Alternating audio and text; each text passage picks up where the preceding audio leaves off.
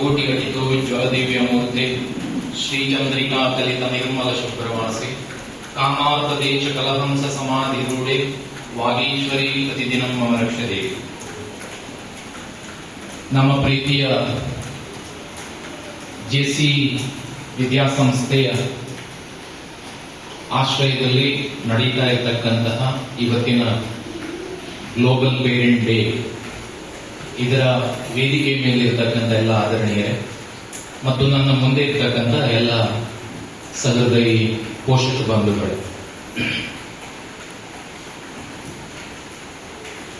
ಪದೇ ಪದೇ ಬೇರೆ ಬೇರೆ ಕಾರಣಗಳಿಗಾಗಿ ಜೆಸಿ ವಿದ್ಯಾಸಂಸ್ಥೆಗೆ ನಾನು ಈ ಹಿಂದೆ ಕೂಡ ಬಂದಿದ್ದೇನೆ. ಮತ್ತೊಮ್ಮೆ ಬಹಳ ಪ್ರೀತಿಯಿಂದ ಆಹ್ವಾನಿಸಿದ್ದೀರಿ. ನಿಮ್ಮ ಆಹ್ವಾನಕ್ಕೆ ಮೊದಲಾಗಿ ಕೃತಜ್ಞತೆಗಳನ್ನು ಸಲ್ಲಿಸ್ತೇನೆ. ಇವತ್ತು ಪೋಷಕರ ದಿನ.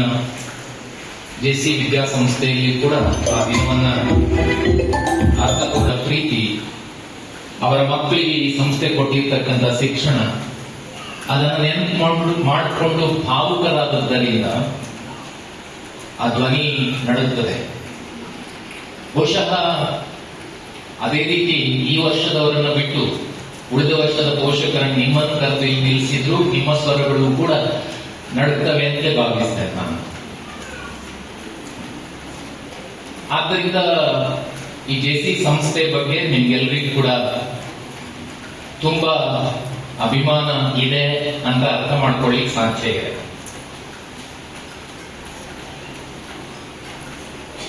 ಐವತ್ತು ವರ್ಷಕ್ಕೆ ಹತ್ತಿರ ಬರ್ತಾ ಇರ್ತಕ್ಕಂಥ ಸಂಸ್ಥೆ ಇದು. ಸ್ವರ್ಣ ಮಹೋತ್ಸವಕ್ಕೆ ಇನ್ನೊಂದು 3 ವರ್ಷ ಇರಬಹುದು ಅಂತ ಅನ್ಕೊಳ್ತೇನೆ. ನಾನು ಕಾಲೇಜಿಗೆ ಹೋಗುವ ದಿನಗಳಲ್ಲಿ ಈ ಸಂಸ್ಥೆಯನ್ನ ನೋಡಿದ್ದೇನೆ. ಆಮೇಲೆ ಕೂಡ ನಿರಂತರವಾಗಿ ಈ ಸಂಸ್ಥೆಯ ಬೆಳವಣಿಗೆಯನ್ನು ಗಮನಿಸ್ತಾ ಬಂದಿದ್ದೇನೆ. ಒಂದು ಅಚ್ಚುಕಟ್ಟಾದ ಸಂಸ್ಥೆ, ತೀರಾ ಇವತ್ತಿನ ಸಮಾಜದಲ್ಲಿ ಕಾಣುವ ಸಂಸ್ಥೆಗಳ ಯಾವ ಗಿಮಿಕ್ಗಳಿಗೂ ಕೂಡ ಕಿವಿಕೊಡದೆ ತಣ್ಣಗೆ ತನ್ನ ಕೆಲಸವನ್ನ ಮಾಡ್ತಾ ಹೋಗ್ತಾ ಇರ್ತಕ್ಕಂಥ ಒಂದು ವಿದ್ಯಾಸಂಸ್ಥೆ ಜೆಸಿ ವಿದ್ಯಾಸಂಸ್ಥೆ. ಅದನ್ನು ತಿಳ್ಕೊಂಡು ಈ ಸಂಸ್ಥೆಗೆ ನಿಮ್ಮ ಮಕ್ಕಳನ್ನ ಸೇರಿಸಿದ್ದೀರಿ. ಪ್ರಾರಂಭದಲ್ಲಿ ಒಂದು ಮಾತನ್ನ ಹೇಳಲಿಕ್ಕೆ ಇಷ್ಟಪಡ್ತೇನೆ. ನಿಮ್ಮ ಆಯ್ಕೆ, ನಿಮ್ಮ ಮಕ್ಕಳಿಗೆ ಒಳ್ಳೆಯ ಶಿಕ್ಷಣ ಕೊಡಬೇಕು ಅಂತಕ್ಕಂಥ ದೃಷ್ಟಿಯಿಂದ ನೀವು ಮಾಡಿದ ಆಯ್ಕೆ ತುಂಬಾ ಸರಿಯಾಗಿದೆ ಮತ್ತು ಶ್ರೇಷ್ಠವಾಗಿದೆ. ಹಾಗಾಗಿ ನಿಮ್ಮನ್ನ ಬಹಳ ಪ್ರೀತಿಯಿಂದ ಅಭಿನಂದಿಸ್ತೇನೆ ಈ ಸಂದರ್ಭದಲ್ಲಿ. ಆದರೆ ಗಮನಿಸಬೇಕಾದ ಸಂಗತಿ ಏನು ಅಂದ್ರೆ, ನಾವು ಗುರುಕುಲ ಪದ್ಧತಿಯ ಶಿಕ್ಷಣ ಪದ್ಧತಿಯಲ್ಲಿ ಇಲ್ಲ. ಇವತ್ತು ಬದಲಾದ ಪರಿಸ್ಥಿತಿಯಲ್ಲಿ ಅನೇಕ ಸವಾಲುಗಳ ಮಧ್ಯೆ ಶಿಕ್ಷಣ ವ್ಯವಸ್ಥೆ ಮುಂದಕ್ಕೆ ಹೋಗ್ತಾ ಇರ್ತಕ್ಕಂಥ ಹೊತ್ತಿನಲ್ಲಿ ನಮಗೆ ಹೆತ್ತವರಿಗೆ ತುಂಬಾ ಜವಾಬ್ದಾರಿಗಳಿವೆ. ಆ ಜವಾಬ್ದಾರಿಯನ್ನ ಮರೆತು ಅಂದ್ರೆ ನಾವು ತುಂಬಾ ಅಪಾಯದ ಪರಿಸ್ಥಿತಿಗೆ ಒಳಗಾಗ್ತೇವೆ ಅಂತಕ್ಕಂಥದ್ದನ್ನು ಕೂಡ ಅರ್ಥ ಮಾಡ್ಕೊಳ್ಬೇಕು. ಆ ದೃಷ್ಟಿಯಿಂದ ಒಂದಿಷ್ಟು ಪೋಷಕರ ಜೊತೆಯಲ್ಲಿ ಮಾತಾಡಿಯಿಂದ ಸಂಸ್ಥೆಯವರು ನನ್ನನ್ನು ಇಲ್ಲಿ ನಿಲ್ಲಿಸಿದ್ದಾರೆ. ಬಹುಶಃ ನಿಮ್ಮಲ್ಲಿ ಕೆಲವರಾದರೂ ಅಂದ್ಕೊಳ್ತಾ ಇರಬಹುದು ಅಂತ ಅಂದ್ಕೊಳ್ತೇನೆ. ವಂದನಾ ಮೇಡಮ್ ಫೋನ್ ಮಾಡಿ ಕರೆದಿದ್ದಾರೆ. ಚಿತ್ತರಂಜನ್ ಶೆಟ್ರು ನನಗೆ ಬಹಳ ದೀರ್ಘಕಾಲದಿಂದ ಬಹಳ ಪ್ರೀತಿ ಪಾತ್ರರು ಮತ್ತು ಇಲ್ಲಿ ವಿದ್ಯಾ ಸಂಸ್ಥೆಯಲ್ಲಿ ಕೆಲಸ ಮಾಡ್ತಾ ಇರ್ತಕ್ಕಂಥ ಅನೇಕರು ಪರಿಚಿತರಿದ್ದಾರೆ. ಆದ್ರಿಂದ ಇವರ ಪರವಾಗಿ ಈ ಸ್ಟೇಜ್ ಮೇಲೆ ನಿಂತ್ಕೊಂಡು ನಿಮಗೆ ಏನೇನೋ ಬುದ್ಧಿ ಹೇಳ್ತಾರೆ ಇವರು ಅಂತ ಅಂದ್ಕೊಳ್ತೀರಿ ನೀವು. ಆದ್ರೆ ಪ್ರತಿ PTA ಹೋದಾಗ, ಪೋಷಕರ ಸಭೆಗಳಿಗೆ ಹೋದಾಗ ನಾನು ಯೋಚನೆ ಮಾಡೋದು, ನನಗೆ ಸಂಸ್ಥೆಯ ಕಡೆಯಿಂದ ಪೋಷಕರ ಜೊತೆಯಲ್ಲಿ ಮಾತನಾಡತಕ್ಕಂಥ ಅವಶ್ಯಕತೆ ಎಷ್ಟಿದೆಯೋ ಅಷ್ಟೇ ಅವಶ್ಯಕತೆ ಪೋಷಕರ ಕಡೆ ನಿಂತು ಪೋಷಕರ ಧ್ವನಿಯಾಗಿ ಸಂಸ್ಥೆಯ ಕಡೆಗೂ ಹೇಳಬೇಕಾದಂತ ಅನೇಕ ಸಂಗತಿಗಳಿವೆ ಅಂತ ಭಾವಿಸಿಕೊಂಡಿದ್ದೇನೆ. ಹಾಗಾಗಿ ನಿಮ್ಮ ಇಬ್ಬರ ಮಧ್ಯದಲ್ಲಿ ನಿಂತಿದ್ದೇನೆ, ಒಬ್ಬರ ಪರವಾಗಿ ನಿಂತಿಲ್ಲ ಎನ್ನುವುದನ್ನ ಇಲ್ಲಿ ಸ್ಪಷ್ಟೀಕರಿಸುವುದಕ್ಕೆ ಇಷ್ಟಪಡ್ತೇನೆ. ಮೊದಲು ಯಾರ ಪರವಾಗಿ ಮಾತಾಡಬೇಕು ಅಂತ ಹೇಳಿ, ನೀವು ನಿಮ್ಮ ಪರವಾಗಿ ಮಾತನಾಡಬೇಕು, ಶಾಲೆಯ ಪರವಾಗಿ ಮಾತನಾಡಬೇಕು ಅಂತ ನೀವು ಹೇಳುವುದಿಲ್ಲ, ಗೊತ್ತುಂಟು ನನಗೆ. ನಾನು ಮತ್ತೆ ಪುನಃ ಅದಕ್ಕೊಂದು 5 ನಿಮಿಷ ಹಾಳು ಮಾಡಬೇಕಾಗ್ತದೆ. ಶಾಲೆಯ ಪರವಾಗಿ ಮಗು ಮಾತಾಡ್ತೇನೆ, ಯಾಕಂದ್ರೆ ಕದ್ದದ್ದವರಲ್ವಾ, ಹೊಂಡ ಬೇರೆ ಕೊಟ್ಟಿದ್ದಾರೆ ಬೆಳಿಗ್ಗೆ ಬಂದು ಕೂಡಲೇ. ಆದ್ದರಿಂದ ನನಗೆ ಋಣ ಇದೆ, ಆದರೆ ನಿಮ್ಮ ಋಣ ಕೂಡ ಇದೆ ಬಂಧುಗಳೇ. ಮುಖ್ಯವಾಗಿ ಶಿಕ್ಷಣ ಮಗುವಿನ ಜೀವನದಲ್ಲಿ ಎಷ್ಟು ಮುಖ್ಯ ಅಂತ ನಮ್ಗೆ ಅರ್ಥ ಆಗಬೇಕು. ಮತ್ತು ಪ್ರಾರಂಭದಲ್ಲಿ ಸ್ಪಷ್ಟವಾಗಿ ಹೇಳಲಿಕ್ಕೆ ಇಷ್ಟಪಡ್ತೇನೆ, ನಾವು ಜೆಸಿ ವಿದ್ಯಾಸಂಸ್ಥೆಗೆ ನಮ್ಮ ಮಕ್ಕಳನ್ನ ಕೇವಲ ಮಾರ್ಕ್ಸ್ ತೆಗಿಲಿಕ್ಕೆ ಕಳಿಸ್ಲಿಲ್ಲ ಅನ್ನುವ ಎಚ್ಚರ ಇರಲಿ ನಿಮ್ಮ ಹತ್ರ. ನಾವು ಕೇವಲ ಮಾರ್ಕ್ಸ್ ತೆಗಿಲಿಕ್ಕೋಸ್ಕರ ಜೆಸಿ ಸಂಸ್ಥೆ ಕಳಿಸಿದ್ದಲ್ಲ, ಅಥವಾ ಯಾವುದೇ ವಿದ್ಯಾಸಂಸ್ಥೆ ಕಳಿಸ್ತಾ ಇರೋದಲ್ಲ. ಇವತ್ತು ನಮ್ಮ ಮಕ್ಕಳಿಗೆ ಶಿಕ್ಷಣ ಎಂದರೆ ಕೇವಲ ಮಾರ್ಕ್ ತೆಕ್ಕೊಂಡು ಹೊರಗೆ ಬರುವುದು ಅಲ್ಲ ಅನ್ನೋದು ನಮ್ಗೆ ಗೊತ್ತಿರ್ಬೇಕು ಮೊದಲು. ಆ ಎಚ್ಚರದೊಂದಿಗೆ ಕೆಲಸ ಮಾಡುವ ಹೊತ್ತಿಗೆ ಗಮನಿಸಬೇಕಾದ ಸಂಗತಿ ಅಂದ್ರೆ, ಶಾಲೆಗಳಲ್ಲಿ ಮಾರ್ಕ್ ತೆಗಿತಕ್ಕಂಥದ್ದನ್ನ ಕಲಿಸುವುದಲ್ಲ, ಸಂಸ್ಕಾರ ಕೊಡುವುದು ಅಂತ ಹೇಳ್ತೇವೆ ಅದಕ್ಕೆ. ಶಿಕ್ಷಣ ಎಂದರೆ ಸಂಸ್ಕಾರ ಅಂತ. ಯಾಕೆ ಅದು ಸಂಸ್ಕಾರ? ಆ ಸಂಸ್ಕಾರದ ಪ್ರಯೋಜನ ಏನು ಅಂದ್ರೆ, ಸುಮ್ಮನೆ ನಿಮ್ಗೆ ಸಾಮಾನ್ಯ ಒಂದು ಉದಾಹರಣೆಯ ಮೂಲಕ ಹೇಳುವುದಾದ್ರೆ, ನಿಮ್ಮ ಮಗು ಹೆಣ್ಣ ಗಂಡ ಗೊತ್ತಿಲ್ಲ ನನಗೆ, ಜೆಸಿ ಸಂಸ್ಥೆಗೆ ನಿಮ್ಮ ಮಕ್ಕಳು ಎಲ್ಲರೂ ಬರ್ತಾ ಇದ್ದಾರೆ ಗೊತ್ತಿಲ್ಲ ನನಗೆ. ಆದ್ರೆ ನಿಮ್ಮ ಮನೆಯಲ್ಲಿ ಹೆಣ್ಣು ಹುಟ್ಟಿದ್ದಾದ್ರೆ, ಈಗ ನೀವು ಶಾಲೆಗೆ ಬರ್ತಾ ಇರ್ತಕ್ಕಂಥ ಮಗು ಹುಟ್ಟಿದಂದಿನಿಂದ ಯೋಚನೆ ಮಾಡ್ಲಿಕ್ಕೆ ಶುರು ಮಾಡಿದ್ದೀರಿ, ಮುಂದೆ ಒಂದು 20, 22, 24 ಆಗುವಾಗ ಮದುವೆ ಮಾಡ್ಬೇಕು ಇವಳಿಗೆ, ಒಂದಿಷ್ಟು ಬಂಗಾರ ಈಗಲೇ ಶುರು ಮಾಡ್ಬೇಕು, ಮತ್ತೆ ಹೇಗಾಗ್ತದೆ ಗೊತ್ತಿಲ್ಲ. ಈಗ ನಮ್ಮ ಅನ್ಕೊಂಡದಕ್ಕೆ ಸರಿ ಆಗಿದೆ, ಆಕಾಶದ ಎತ್ತರ ಕೇಳ್ತಾ ಇದೆ, ಈಗಾಗಲೇ ತೆಗೊಂಡಿಟ್ಟಿದ್ರೆ ಸ್ವಲ್ಪ ಬಚಾವಾಗಿದ್ದೀರಿ. ಆದ್ರಿಂದ ಹೆಣ್ಣು ಮಕ್ಕಳಾದ್ರೆ ಮದುವೆ ಹೊತ್ತಿಗೆ ಒಂದಿಷ್ಟು ಬಂಗಾರ ಬೇಕು ಅಂತ ಬಂಗಾರ ನಾವು ಸ್ವಲ್ಪ ಅವರವರ ಶಕ್ತಿ ಅನುಸಾರ ಒಂದು ಸಣ್ಣ ಉಂಗುರ, ಒಂದು ಸಣ್ಣ ಚೈನ್, ಒಂದು ಸಣ್ಣ ಕಿವಿಗೆ ಇನ್ನೇನೋ ಮಾಡಿಸಿ ಇಟ್ಟಿರ್ತೇವೆ. ಇಡದೇ ಇದ್ರೆ ಬೇಜವಾಬ್ದಾರಿ ಅಂತ ಅರ್ಥ ಪೇರೆಂಟ್ಸ್. ಆದ್ರೆ ನೆನ್ಪಿಟ್ಕೊಳ್ಳಿ, ನಾಳೆ ಮದುವೆ ಮಾಡಿ ಕೊಟ್ಟ ಮೇಲೆ ಮತ್ತಷ್ಟು ಹಾಕಿರ್ಬೋದು, ಸಾಲ ಮಾಡಿ ಹಾಕಿರ್ಬೋದು, ಏನೋ ಹಾಕಿರ್ಬೋದು. ಆದ್ರೆ ಯಾವತ್ತಾದ್ರೂ ನಿಮ್ಮ ಮಗುವಿನ ಹೆಸರನ್ನ ಎದುರುಗಡೆ ನಿಮ್ಮ ಪಕ್ಕದಲ್ಲಿ 10 ಪವನ್ ಬಂಗಾರ ಅಂತ ಅವಳು ಬರೆಯುವುದಿಲ್ಲ, ನೀವು ಬರೆಯುವುದಿಲ್ಲ. ಎಷ್ಟೋ ಮಾಡಿಸಿದ್ದೀರಿ, ನೀವು ಬರೆಯಲಿಲ್ಲ ಬಂಗಾರದ ಬಗ್ಗೆ. ಗಂಡು ಮಗ ಹುಟ್ಟಿದ್ದಾನೆ ಅಂತ ಇಟ್ಟುಕೊಳ್ಳಿ.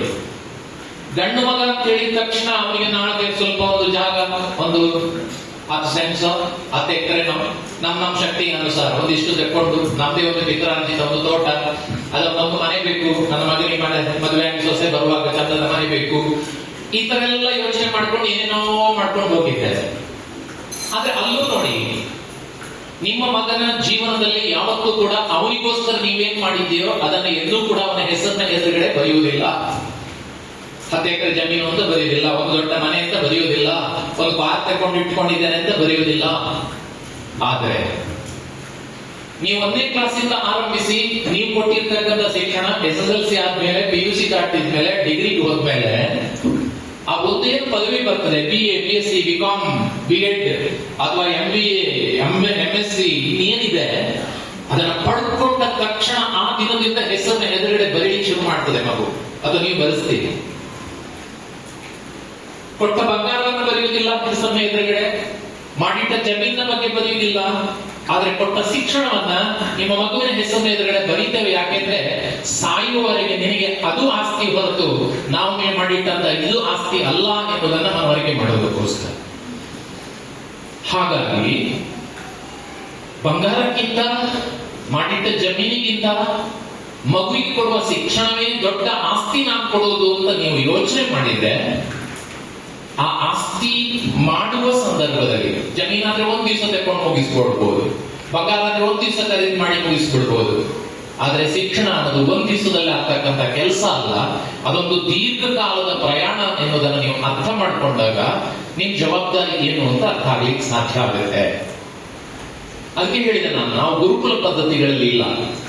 ಹಿಂದೆ ಗುರುಕುಲ ಪದ್ಧತಿಯಲ್ಲಿ ಆದ್ರೆ ಆಶ್ರಮಕ್ಕೆ ತಗೊಂಡೋಗಿ ಮಕ್ಕಳನ್ನ ಬಿಟ್ರೆ ಮತ್ತೆ ಪೂರ್ತಿ ಶಿಕ್ಷಣ ಮುಗಿಸಿದ ಮೇಲೆ ವಾಪಸ್ ಕರ್ಕೊಂಡು ಹೋಗ್ಲಿಕ್ಕೆ ಹೋಗ್ತಾ ಇದ್ದದ್ದು ಅವರು.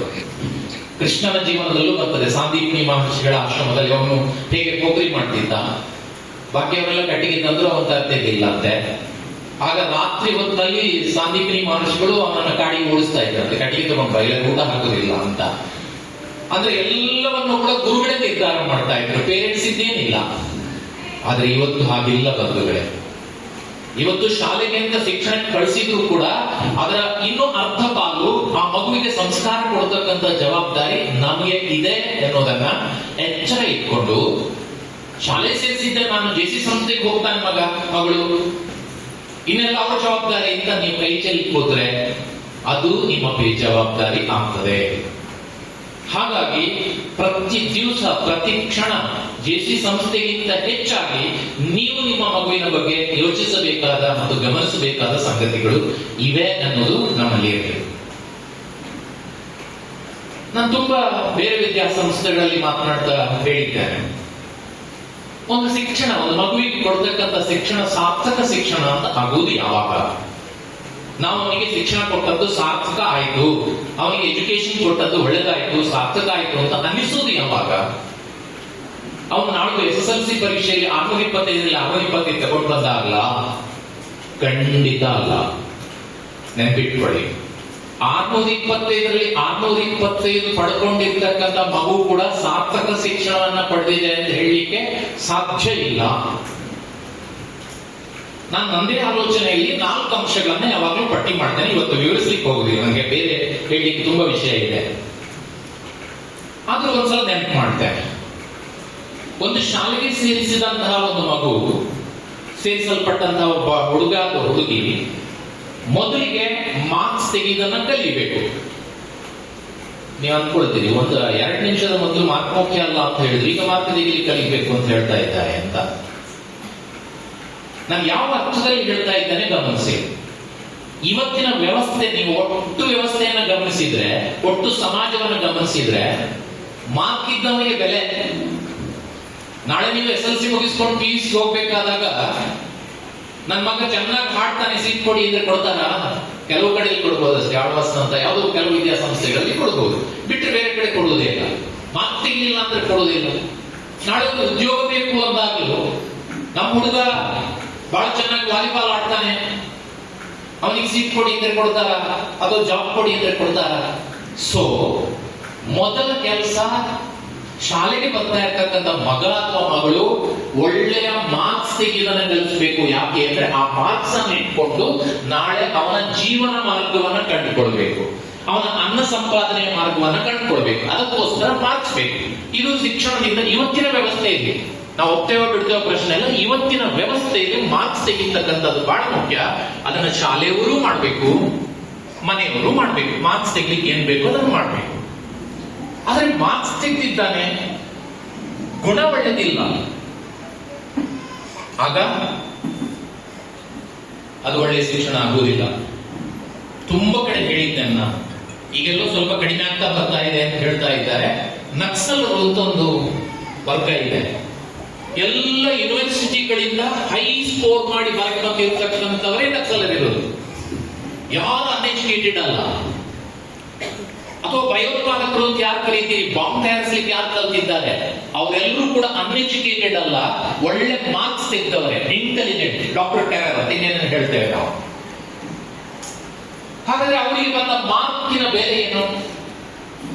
ದೇಶವನ್ನು ಸಮಾಜವನ್ನು ಹಾಳು ಮಾಡ್ತಾರೆ ಅಂದ್ರೆ, ಹಾಗಾದ್ರೆ ಮಾರ್ಕ್ಸಿನ ಜೊತೆಯಲ್ಲಿ ಉದ್ಯೋಗ ಪಡೆಯುವುದರ ಜೊತೆಯಲ್ಲಿ ನಮ್ಮ ಮಗು ಶಿಕ್ಷಣ ಪಡೆಯುವುದರ ಜೊತೆಯಲ್ಲಿ ಒಳ್ಳೆಯ ಮನುಷ್ಯನಾಗುವುದನ್ನು ಕಲಿಬೇಕು. ಅದಕ್ಕೆ, ಅಥವಾ ಇನ್ನೊಂದು ಉದಾಹರಣೆ ಕೊಡೋದಾದ್ರೆ, ನಮ್ಮ ಲೋಕಾಯುಕ್ತರು ದಾಳಿ ಮಾಡ್ತಾರೆ ನೋಡಿ, ಅವಾಗ ಎಲ್ಲೆಲ್ಲೋ ದುಡ್ಡು ಸಿಗ್ತದೆ, ಹಾಸಿಗೆ ಅಡಿಯಲ್ಲಿ ಪೈಪ್ಗಳ ಒಳಗೆ ಎಲ್ಲ ಸಿಗ್ತದಲ್ಲ, ಅವರೆಲ್ಲ ಒಳ್ಳೆ ಮಾರ್ಕ್ಸ್ ತೆಗೆದು ಜಾಬ್ ಪಡೆದವರು. ಗವರ್ಮೆಂಟ್ ಜಾಬ್ ಸುಮ್ಮನೆ ಸಿಗೋದಿಲ್ಲ, ಮಾರ್ಕ್ಸ್ ಪಡೆದಿದ್ದಾರೆ. ಆದ್ರೆ ದೇಶದ್ರೋಹದ ಕೆಲಸ ಮಾಡಬಾರ್ದು, ಲಂಚ ತಗೊಳ್ಬಾರ್ದು ಅಂತಕ್ಕಂಥ ತಿಳುವಳಿಕೆ ಬರಲಿಲ್ಲ, ಒಳ್ಳೆ ಮನುಷ್ಯರಾಗಲಿಲ್ಲ. ಎಜುಕೇಶನ್ ಪಡೆದು ಏನ್ ಪ್ರಯೋಜನ? ನಮ್ಮ ಮಗು ಹಾಗಾಗ್ಬೇಕಾ ಪ್ರಶ್ನೆ. ಆದ್ರಿಂದ ನಮ್ಮ ಮಗು ಒಳ್ಳೆಯ ಮನುಷ್ಯನಾಗಬೇಕು, ಒಳ್ಳೆಯ ಮೌಲ್ಯಗಳನ್ನು ರೂಢಿಸಿಕೊಳ್ಬೇಕು. ಅದಕ್ಕೆ ಬೇಕಾದಂತಹ ಚಟುವಟಿಕೆಗಳು ಶಾಲೆಯಲ್ಲೂ ನಡೀಬೇಕು, ಮನೆಯಲ್ಲಿಯೂ ಕೂಡ ಅದರ ಪೋಷಣೆ ನಡೀಬೇಕಾಗತ್ತೆ. ಮಾರ್ಕ್ಸಿನ ಜೊತೆ ಬರೀ ಓದು ಅಂತಕ್ಕಂಥದ್ದು ಪ್ರಶ್ನೆ ಅಲ್ಲ.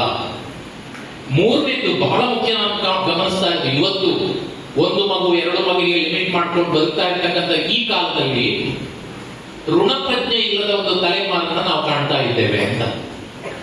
ಏನದು ಋಣಪ್ರಜ್ಞೆ ಅಂದ್ರೆ, ನನ್ನಮ್ಮ ನನಗೋಸ್ಕರ ಎಷ್ಟು ಕಷ್ಟಪಟ್ಟಿದ್ದಾರೆ, ನನ್ನ ಅಪ್ಪ ನನಗೋಸ್ಕರ ಎಷ್ಟು ಕಷ್ಟಪಟ್ಟಿದ್ದಾರೆ, ನನ್ನ ಟೀಚರ್ಸ್ ನನ್ನ ಈ ಮಾರ್ಕ್ಸ್ಗೋಸ್ಕರ ಎಷ್ಟು ದುಡಿದಿದ್ದಾರೆ, ನನ್ನ ಊರು ಎಷ್ಟು ಉಪಕಾರ ಮಾಡಿದೆ ನನಗೆ, ನನ್ನ ದೇಶ ಎಷ್ಟು ಉಪಕಾರ ಮಾಡಿದೆ. ಇದು ಯಾವ ಪ್ರಜ್ಞೆಯೂ ಇಲ್ಲದೆ, ಯಾವ ಋಣ ಪ್ರಜ್ಞೆಯೂ ಇಲ್ಲದೆ, ವಿದ್ಯೆ ಕಲಿಸಿದಂತ, ವಿದ್ಯೆಗೆ ವ್ಯವಸ್ಥೆ ಮಾಡಿದಂತ ಅಪ್ಪ ಅಮ್ಮನನ್ನ ಇಲ್ಲಿ ಬಿಟ್ಟು ಇನ್ಯಾವುದೋ ದೇಶದಲ್ಲಿ ತನ್ನ ಹೆಂಡತಿಯ ಜೊತೆಯಲ್ಲೂ ತನ್ನ ಗಂಡನ ಜೊತೆಯಲ್ಲಿ ಆರಾಮಾಗಿ ಬದುಕ್ತಾ ಇರ್ತಕ್ಕಂಥ ಮಕ್ಕಳನ್ನ ಇವತ್ತು ಕಾಣ್ತಾ ಇದ್ದೇವೆ. ಋಣ ಪ್ರಜ್ಞೆ ಇಲ್ಲದ ಮಕ್ಕಳು. ನಮ್ಮ ಮಕ್ಕಳು ಹೀಗಾಗಬೇಕೋ, ಇದನ್ನೂ ಯೋಚನೆ ಮಾಡಬೇಕು. ಅದ್ರ ಬಗ್ಗೆ ಮುಂದೆ ಮತ್ತೆ ಪ್ರಸ್ತಾಪ ಮಾಡ್ತೇನೆ ನಾನು. ಮತ್ತು ನಾಲ್ಕನೆಯದು ಬಹಳ ಮುಖ್ಯವಾದದ್ದು, ಯಾವ ಭಗವಂತ ನಮ್ಮನ್ನು ಸೃಷ್ಟಿಸಿ ಕಳಿಸಿದ್ದಾನ, ಯಾವ ಭಗವಂತ ನಮ್ಮ ಒಳಿತು ಕೆಡುಕುಗಳನ್ನ ಪ್ರತಿಕ್ಷಣವು ಸಿಸಿ ಕ್ಯಾಮರಾದ ಹಾಗೆ ಅಬ್ಸರ್ವ್ ಮಾಡ್ತಾನ, ಆ ಭಗವಂತನೇ ಇಲ್ಲ ಅಂತ ಹೇಳ್ತಕ್ಕಂಥ ಒಂದು ವರ್ಗ ಇದೆಯಲ್ಲ, ಎಜುಕೇಟೆಡ್. ಅವಿದ್ಯಾವಂತರ ಯಾರು ದೇವರಿಲ್ಲ ಅಂತ ಹೇಳುದೇ, ದೇವರಿಲ್ಲ ಅಂತ ಹೇಳ್ತಕ್ಕಂಥದ್ದು ಭಾರಿ ಎಜುಕೇಟೆಡ್. ಅದೆಲ್ಲ ನಾನೇ ಮಾಡಿದ್ದು, ಮಾರ್ಕ್ಸ್ ಎಲ್ಲ ನನ್ನಿಂದಲೇ ಬಂದದ್ದು, ಯಾರೆಂತ. ಈ ತರ ದೇವರ ಅಸ್ತಿತ್ವದಲ್ಲಿ ನಂಬಿಕೆಯನ್ನು ಹುಟ್ಟಿಸುವುದು ಕೂಡ ಶಿಕ್ಷಣದ ಒಂದು ಭಾಗ ಅನ್ನೋದು ನೆನಪಿರಬೇಕು. ಆದ್ರಿಂದ ಪ್ರತಿ ದಿವಸ ಬೆಳಿಗ್ಗೆ ಶಾಲೆಗೆ ಬರುವ ಮೊದಲು ದೇವರಿಗೆ ಕೈ ಮುಗಿದು ಬರುವುದನ್ನ ಕಲಿಸ್ಬೇಕು ನಾವು. ದೇವರಲ್ಲಿ ನಂಬಿಕೆ ಇರ್ತಕ್ಕಂಥದನ್ನ ಕಲಿಸ್ಬೇಕು ನಾವು. ಇದು ಶಾಲೆಯಲ್ಲಿ ಕಲಿಸ್ಲಿಕ್ಕೆ ಆಗುದಿಲ್ಲ. ಇವತ್ತು ಜಾತ್ಯತೀತ ರಾಷ್ಟ್ರ ಇನ್ನೇನೇನೇನೇನೋ ಇದ್ದಾವೆ ನಮ್ಗೆ. ಹಿಂದೆಲ್ಲ ಭಜನೆ ಇತ್ತು ನಮ್ಮ ಶಾಲೆಗಳಲ್ಲಿ, ಈಗ ಭಜನೆ ಹೊರಟು ಹೋಗಿದೆ. ಬೇಡ, ಅದನ್ನ ನಾನು ಮುಟ್ಟೋದಿಲ್ಲ. ವಿಷ್ಣು ಸಹಸ್ರನಾಮ ಡೈಲಿ ಮಾಡ್ತೇವೆ. ಶವಾಸ ವಂದನಾ ಮೇಡಮ್ ಇದ್ರೆ ಚಿಂತೆ ಮಾಡ್ಬೇಕಾಗಿಲ್ಲ. ಒಂದ್ ಮಾತು ಎಡೆಯಲ್ಲಿ ಹೇಳ್ಬಿಡ್ತೇನೆ, ಅವ್ರು ಮಾತಾಡಿದ್ದರಿಂದ. ಇತ್ತೀಚೆಗೆ ಮುದ್ದೇಬಿಹಾಳ ಅಂತಕ್ಕಂಥ ಒಂದು ಊರಿಗೆ ಹೋಗಿದ್ದೆ. ನೀವು ಎಲ್ಲಿಂದ ಬಂದದ್ದು ಕೇಳಿದ್ರು? ಕಾರ್ಕಳದಿಂದ. ಕಾರ್ಕಳದಲ್ಲಿ ಒಬ್ರು ವಂದನಾ ರೈ ಮೇಡಮ್ ಇದ್ದಾರೆ. ಇವ್ರು ಅಲ್ಲಿಗೆ ಹೋದತ್ತೆ ಅಂತ ಗೊತ್ತಿಲ್ಲ ನಂಗಂತೂ. ಅಲ್ಲಿ ಅವರು ಇವರ ವಿಡಿಯೋವನ್ನು ಇಟ್ಕೊಂಡು ಶಾಲೆಯಲ್ಲಿ ಕಲಿಸ್ತಾರಂತೆ. ಇವರಿಗೂ ಗೊತ್ತಿಲ್ಲ, ಇಲ್ಲ ಗೊತ್ತಿಲ್ಲ, ಇವರ ವಿಡಿಯೋ ಇಟ್ಕೊಂಡು ಕಲಿಸ್ತಾರೆ. ನಾನು ವಿಷಯಕ್ಕೆ ಬರ್ತೇನೆ, ಆದ್ರೆ ಈಗ ಟೈಮ್ ಸಿಗ್ತಿದ್ದಾರೆ ಮತ್ತೆ ಹೋಗ್ತಿತ್ತು. ಮೊನ್ನೆ ರಾಮಗುಂಜೇಶ್ವರ ಶಾಲೆಗೆ ಹೋಗಿದ್ದೆ. ನಿನ್ನೆ ವಂದನಾ ರೈ ಮೇಡಮ್ ಬಂದಿದ್ರು, ಬಹಳ ಚಂದ ಆಯ್ತು. ಈಗ ನಾನ್ ಹೇಳುದು, ಒಬ್ಬ ಟೀಚರ್ ಇಂದ ಒಂದು ಸಂಸ್ಥೆ, ಅದು ನಿಮ್ಮ ಮಕ್ಕಳು ಒಳ್ಳೆ ಸಂಸ್ಕಾರವನ್ನು ಹೇಗೆ ಪಡಿತಾರೆ ಅನ್ನೋದಕ್ಕೆ ಸುಮ್ಮನೆ ನೆನಪು ಮಾಡ್ಕೊಂಡೆ. ಅವ್ರು ಹೇಳಿದ್ದಕ್ಕೆ ವಿಷ್ಣು ಸಹಸ್ರನಾಮ ಹೇಳ್ತಾರೆ ಅಂತ ಅವರು ಪ್ರಸ್ತಾಪ ಮಾಡಿ ಒಳ್ಳೆಯ ಸಂಗತಿ ನೋಡಿ. ಇದು ಶಿಕ್ಷಣದ ಭಾಗ ಅಂತ ಹೇಳುದು. ನಾವು ಮಾರ್ಕ್ಸ್ನಿಂದ ಮಾತ್ರ ಉಳುವುದಲ್ಲ. ಈಗ 4 ಸಂಗತಿಗಳು, ಜೀವನಕ್ಕೆ ಬೇಕಾದ ಮಾರ್ಕ್ಸ್, ಉದ್ಯೋಗಕ್ಕೆ ಬೇಕಾದ್ದು, ಮನುಷ್ಯನಾಗಿ ಬದುಕುವುದಕ್ಕೆ ಬೇಕಾದ ಮೌಲ್ಯಗಳು, ಮತ್ತೊಂದು ಋಣಪ್ರಜ್ಞೆ ಇಟ್ಕೊಂಡು ಬದುಕ್ತಕ್ಕಂಥ ರೀತಿ, ಮತ್ತು ದೇವರ ಮೇಲೆ ನಂಬಿಕೆ ಇಟ್ಟು, ಇದು 4 ಇದ್ರೆ ಅವನನ್ನ ಒಳ್ಳೆ ಎಜುಕೇಟೆಡ್ ಅಂತ ಹೇಳಬಹುದು ಅಂತ ಹೇಳುದು. ಇದಿಷ್ಟನ್ನು ಕೊಡಬೇಕಾದ್ರೆ ಬರೇ ಜೆಸಿ ಸಂಸ್ಥೆಯಲ್ಲಿ ಸೇರಿಸಿದ್ದೇವೆ ನಾವು, ನಮ್ಮ ಜವಾಬ್ದಾರಿ ಎಲ್ಲ ಮುಗಿದಿದೆ, ಎಲ್ಲ ಅವರು ಕಲಿಸ್ತಾರೆ ಅಂದ್ರೆ ಆಗುತ್ತಾ?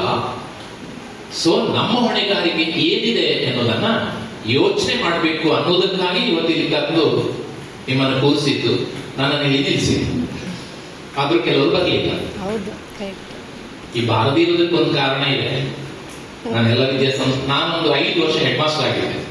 ಬೇಡ ಬೇಡ ಅಂತ ಹೇಳಿ ದಮ್ಮಯ್ಯ ಹಾಕಿ ಎಲ್ಲಾದ್ರೂ ತಪ್ಪಿಸ್ಕೊಳ್ಳಿಕ್ಕಾಗಲಿ ಮಕ್ಕಳಿಗೆ ಹೆಡ್ ಮಾಸ್ಟರ್. ಯಾಕೆ ಹೆಡ್ ಮಾಸ್ಟರ್ ಹುದ್ದೆಯಲ್ಲಿ ಇಂಟ್ರೆಸ್ಟ್ ಇಲ್ಲ.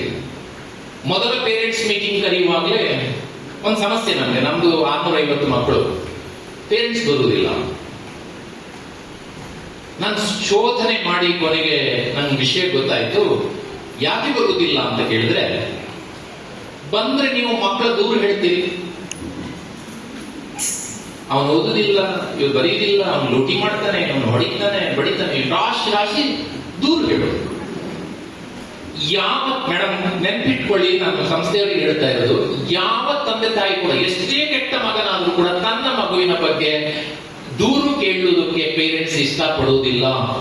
ಸೊ ನಾನೊಂದು ಉಪಾಯ ಮಾಡಿದೆ. ಫಸ್ಟ್ ಪೇರೆಂಟ್ ಮೀಟಿಂಗ್ ಅಲ್ಲೇ ಹಿಂದಿನ ದಿವಸ ಮಕ್ಕಳಿಗೆ ಹೋಗಿ ಹೇಳಿದೆ, ನಾಳೆ ಪೇರೆಂಟ್ಸ್ ಮೀಟಿಂಗ್ ಇದೆ, ಎಲ್ಲರೂ ಬರಬೇಕು. ನಿಮ್ಮ ಬಗ್ಗೆ ಯಾವ ಟೀಚರ್ಸ್ ಕೂಡ ಏನೂ ದೂರ ಹೇಳಬಾರ್ದು ಅಂತ ಹೇಳಿದೆ. ನಿಜವಾಗಿ ಹೇಳಿದ್ದೇನೆ ಅವರಿಗೆ, ಹೇಳಿದ್ದೇನೆ. ನಿಮ್ಮ ಅಪ್ಪ ಅಮ್ಮನ ಬರ್ಲಿಕ್ಕೆ ಹೇಳಿದ್ರು. ದಿವಸ ನೀವು ನಂಬ್ತೀರೇ ಬಿಡ್ತೀರ, 95% ಪೇರೆಂಟ್ಸ್ ಆರ್ ದೇರ್ ಅಟೆಂಡೆಡ್. ಹೇಳಿಲ್ಲ, ಆ ದಿವಸ ದೂರ ಹೇಳಿಲ್ಲ. ಬಟ್ ಒಂದಿದೆ ಬಂಧುಗಳೇ, ನಿಮ್ಮ ಹತ್ರ ಹೇಳುದು, ನಮ್ಮ ಹತ್ರ ಬೇಕಾದಷ್ಟು ಸಂಕಷ್ಟಗಳಿವೆ, ಜಿಜ್ಞಾಸೆಗಳಿವೆ ಮಕ್ಕಳ ಬಗ್ಗೆ, ಮಕ್ಕಳ ಹಿನ್ನೆಲೆಯ ಬಗ್ಗೆ. ನಾನು ಒಂದೇ ಕೇಳೋದು, ನಿಮ್ಮ ಹತ್ರ ಹೇಳದಿದ್ರೆ ಮತ್ತೆ ಯಾರ ಹತ್ರ ಹೇಳೋದು? ಯಾರ ಹತ್ರ ಹೇಳ್ಕೊಳ್ಳೋದು? ನಮ್ಮನ್ನ ಸುಮ್ಮನೆ ಗೋಡೆಗೆ ಹೇಳ್ಕೊಳ್ಳಿಕ್ಕಾಗತ್ತಾ? ಅಲ್ಲಿ ಕಾಳಜಿ ಇರ್ತಕ್ಕ ನಿಮ್ಮ ಮಗುವಿನ ಬಗ್ಗೆ ಏನಾದ್ರು ದೂರ ಹೇಳ್ತಾರೆ ಅಂದ್ರೆ ಅದು ನಿಮ್ಮ ಬಗ್ಗೆ ಕಾಳಜಿ ಅಂತ ಅರ್ಥ. ಏನಾದ್ರೂ ಹಾಗೆ ನಮ್ಗೇನು, ನಾವು ಬರೀ ಮಾರ್ಕ್ಸ್ ಕಳಿಸ್ತೇವೆ ಅಂತ ಯೋಚನೆ ಮಾಡ್ತೇವೆ ಅಂತಂದ್ರೆ ನಿಮ್ಮ ಮಕ್ಕಳ ದೂರ ಹೇಳೋದಿಲ್ಲ.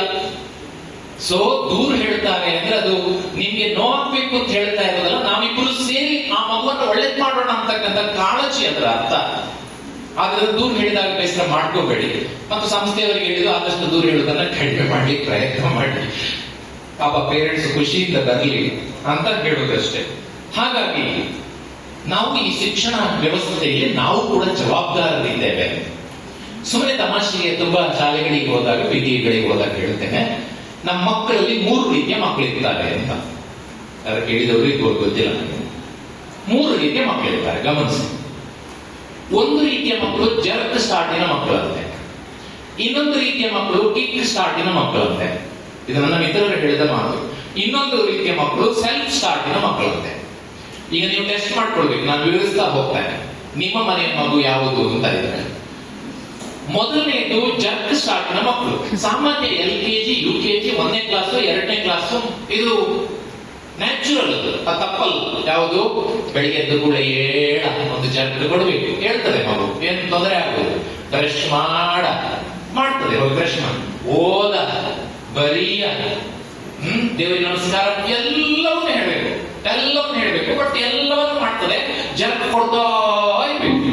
ಬೆಳಿಗ್ಗೆ ಶಾಲೆಯಲ್ಲೂ ಕೂಡ ಏಳು, ಯೂನಿನಲ್ಸಿಗೆ ಹೋಗು, ನೀರು ಕುಡಿ, ಎಲ್ಲ ಹೇಳ್ಬೇಕು. ಇದು ನ್ಯಾಚುರಲ್. ಇಲ್ಲಿವರೆಗೆ 2ನೇ ಕ್ಲಾಸ್ನವರೆಗೆ.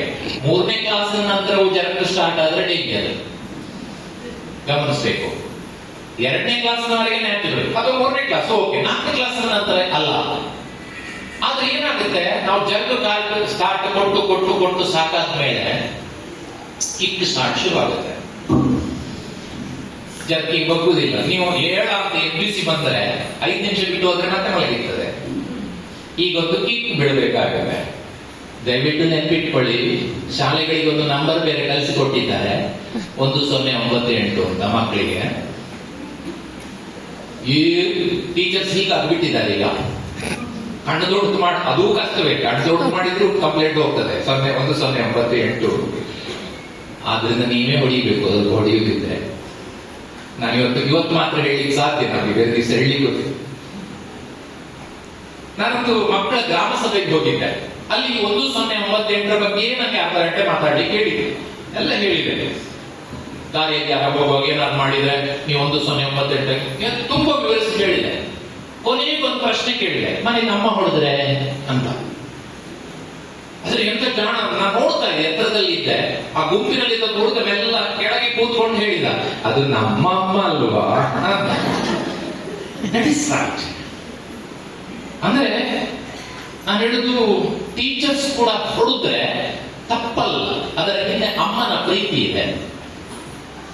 ಮಗು ಒಳ್ಳೆದಾಗಬೇಕು ಅಂತಕ್ಕಂಥ ಕಾಳಜಿ ಇದೆ. ಅದಕ್ಕೆ ಇತ್ತೀಚೆಗೆ ಮೊಬೈಲ್ಗಳೆಲ್ಲ ಬರ್ತಾ ಇದೆ.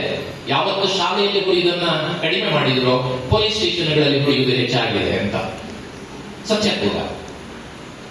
ಆದರೆ ಅದರ ಜೊತೆಗೆ ಇನ್ನೊಂದು ಮಾತು ಟೀಚರ್ಸಿಗೂ ಪೇರೆಂಟ್ಸಿಗೂ ಹೇಳೋದು, ಪೆಟ್ಟಿಗಿಂತ ಹೆಚ್ಚು ಶಕ್ತಿ ಪ್ರೀತಿಗಿದೆ. ಖಂಡಿತ ಇದೆ. ನಾನು ಪ್ರಾರಂಭದ ದಿನಗಳಲ್ಲಿ ಇಲ್ಲಿ SNVL ಇದ್ದಾಗ ತುಂಬಾ ಹೊಡಿತಿದ್ದೆ. ಬಟ್ ಈಗಲೂ ನೆನ್ಪಿಟ್ಕೊಂಡವ್ರು ಅವ್ರು ಮಾತ್ರ, ಅದು ಬೇರೆ ಪ್ರಶ್ನೆ. ಆದ್ರೆ ಉದ್ಯೋಗದಲ್ಲಿ ಆಮೇಲೆ ಬರ್ತಾ ಇದ್ದಾಗೆ ಪೆಟ್ಟು ಅನ್ನೋದು ಮಕ್ಕಳನ್ನ ಸ್ಟಿಚ್ ಮಾಡ್ತದೆ. ಅವ್ರು ಇನ್ನೂ ಹೊರಟೆ ಆಗ್ತಾರೆ. ಪ್ರೀತಿ ತೋರಿಸಿದ್ರೆ ಕರಗ್ತಾರೆ. ಸೊ ಪ್ರೀತಿಯಿಂದ ಕಲಿಸೋದ್ರ ಪ್ರಯತ್ನ ಮಾಡಿ. ಸ್ವಲ್ಪ ಬೆಣ್ಣೆ ಜಾಸ್ತಿ ಬೇಕಾಗ್ತದೆ ಪ್ರೀತಿ ತೋರಿಸ್ಬೇಕಾದಾಗ. ಆದರೂ ನಿಜವಾದ ಒಂದು ಶಿಕ್ಷಣದಲ್ಲಿ ಪ್ರೀತಿ ತುಂಬಾ ವರ್ಕೌಟ್ ಆಗ್ತದೆ. ಆ ಪ್ರೀತಿಯಿಂದ ಕೆಲಸ ಮಾಡೋದಕ್ಕೆ ಪ್ರಯತ್ನ ಮಾಡಿ ಅನ್ನೋದನ್ನ ನಿಮ್ಮಲ್ಲಿ ವಿನಂತಿ ಮಾಡ್ಕೊಳ್ತೇನೆ. ನಾನು ವಾಪಸ್ ಬರ್ತೇನೆ. ಮೊದಲು ಜರ್ಕ್ ಸ್ಟಾರ್ಟ್ 2ನೇ ಕ್ಲಾಸ್ನವರೆಗೆ ಅದು ನ್ಯಾಚುರಲ್, ಆಗ ಹೊಡಿಲಿಕ್ಕೆ ಹೋಗ್ಬೇಡಿ. ಆದ್ರೆ 3ನೇ ಕ್ಲಾಸ್ 4ನೇ ಕ್ಲಾಸ್ ನಂತರ ಒಂದೊಂದು ಕಿಕ್ ಸ್ಟಾರ್ಟ್ ಬೇಕಾಗ್ತದೆ. ತೊಂದರೆ ಇಲ್ಲ, ಕೊಡಿ. ಈಗ ಮಗು ನಿಮ್ಮ ಮೇಲೆ ಸಿಟ್ಟು ಮಾಡಿಕೊಂಡ್ರು ಕೂಡ, ಯಾಕಂದ್ರೆ ಇವತ್ತು 1, 2 ಅಂತ ಮುದ್ದು ಮಾಡ್ತಾ ಇದರಲ್ಲಿ ನಾವು ತುಂಬಾ ಹಿಂದೆ ಇದ್ದೇವೆ. ಅಂದ್ರೆ ಕಿಕ್ ಸ್ಟಾರ್ಟ್ ಕೊಡ್ಲಿಕ್ಕೆ ಇಷ್ಟ ಪಡೋದಿಲ್ಲ ನಾವು, ಯಾಕೆಂದ್ರೆ ಒಬ್ಬ ಮಗ ಒಬ್ಬಳು ಮಗಳು ಅಂತ ಯೋಚನೆ. ಆದ್ರೆ ಈಗ ಕೊಡಿ. ಅದಕ್ಕೆ ಹೇಳ್ತಾರೆ 1ರಿಂದ 5ನೇ ತರಗತಿ 5ನೇ ವರ್ಷದವರೆಗೆ ಪಾಲನೆ, ಆಮೇಲೆ ತಾಡನೆ ಅಂತ. 16ನೇ ವರ್ಷದವರೆಗೆ ಹೊಡಿಬಹುದಂತೆ. ಇದು ನಮ್ಮ ಹಿಂದಿನ ಶಾಸ್ತ್ರಗಳು ಹೇಳೋದು. 16ನೇ ವರ್ಷದವರೆಗೆ ಹೊಡಿಬಹುದು. ಅಂದ್ರೆ ಅನಾವಶ್ಯಕ ಹೊಡೆಯುವುದಲ್ಲ, ಪ್ರಶ್ನೆ ಅಲ್ಲ. ತಪ್ಪು ಮಾಡಿದಾಗ ತಾಡನ ಅಂತ ಹೇಳ್ತಾರೆ. ಯಾಕೆ ಅಂದ್ರೆ ಆಗ ಸಿಟ್ಟು ಮಾಡಿದ್ರು ಮಗು ಜೀವನದಲ್ಲಿ ಮುಂದೆ ನೆನಪು ಮಾಡಿಕೊಳ್ತದೆ. ನನ್ನ ಅಮ್ಮ ಪೆಟ್ಟು ಕೊಡ್ತಾ ಇದ್ರು, ನನ್ನ ಟೀಚರ್ ಪೆಟ್ಟು ಕೊಡ್ತಾ ಇದ್ರು, ಆದ್ರಿಂದ ನಾನು ಒಳ್ಳೆಯವನಾದೆ ಅನ್ನೋದನ್ನ ನೆನಪು ಮಾಡ್ಕೊಳ್ತಾರೆ. ಇದನ್ನ ನೆನಪಿಟ್ಕೊಂಡು ಕೆಲಸ ಮಾಡ್ಬೇಕು. ಸೊ ಕಿಕ್ ಸ್ಟಾರ್ಟ್ ಇದೆಲ್ಲಿವರೆಗೆ ಅಂದ್ರೆ ಒಂದು 8ನೇ ಕ್ಲಾಸ್ನವರೆಗೆ. ದಯವಿಟ್ಟು ನೆನಪಿಟ್ಕೊಳ್ಳಿ, 8ನೇ ಕ್ಲಾಸ್ನವರೆಗೆ ಕಿಕ್ ಸ್ಟಾರ್ಟ್ ನಡೀತದೆ. 8ನೇ ತರಗತಿಯ ನಂತರ ಸೆಲ್ಫ್ ಸ್ಟಾರ್ಟ್ ಆಗ್ಬೇಕು. ಅಂದ್ರೆ ಏನು? ನೀವು ಯಾರು ಎಬ್ಬಿಸದೆ ಮಗು ತಾನಾಗಿ ಹೇಳ್ಬೇಕು.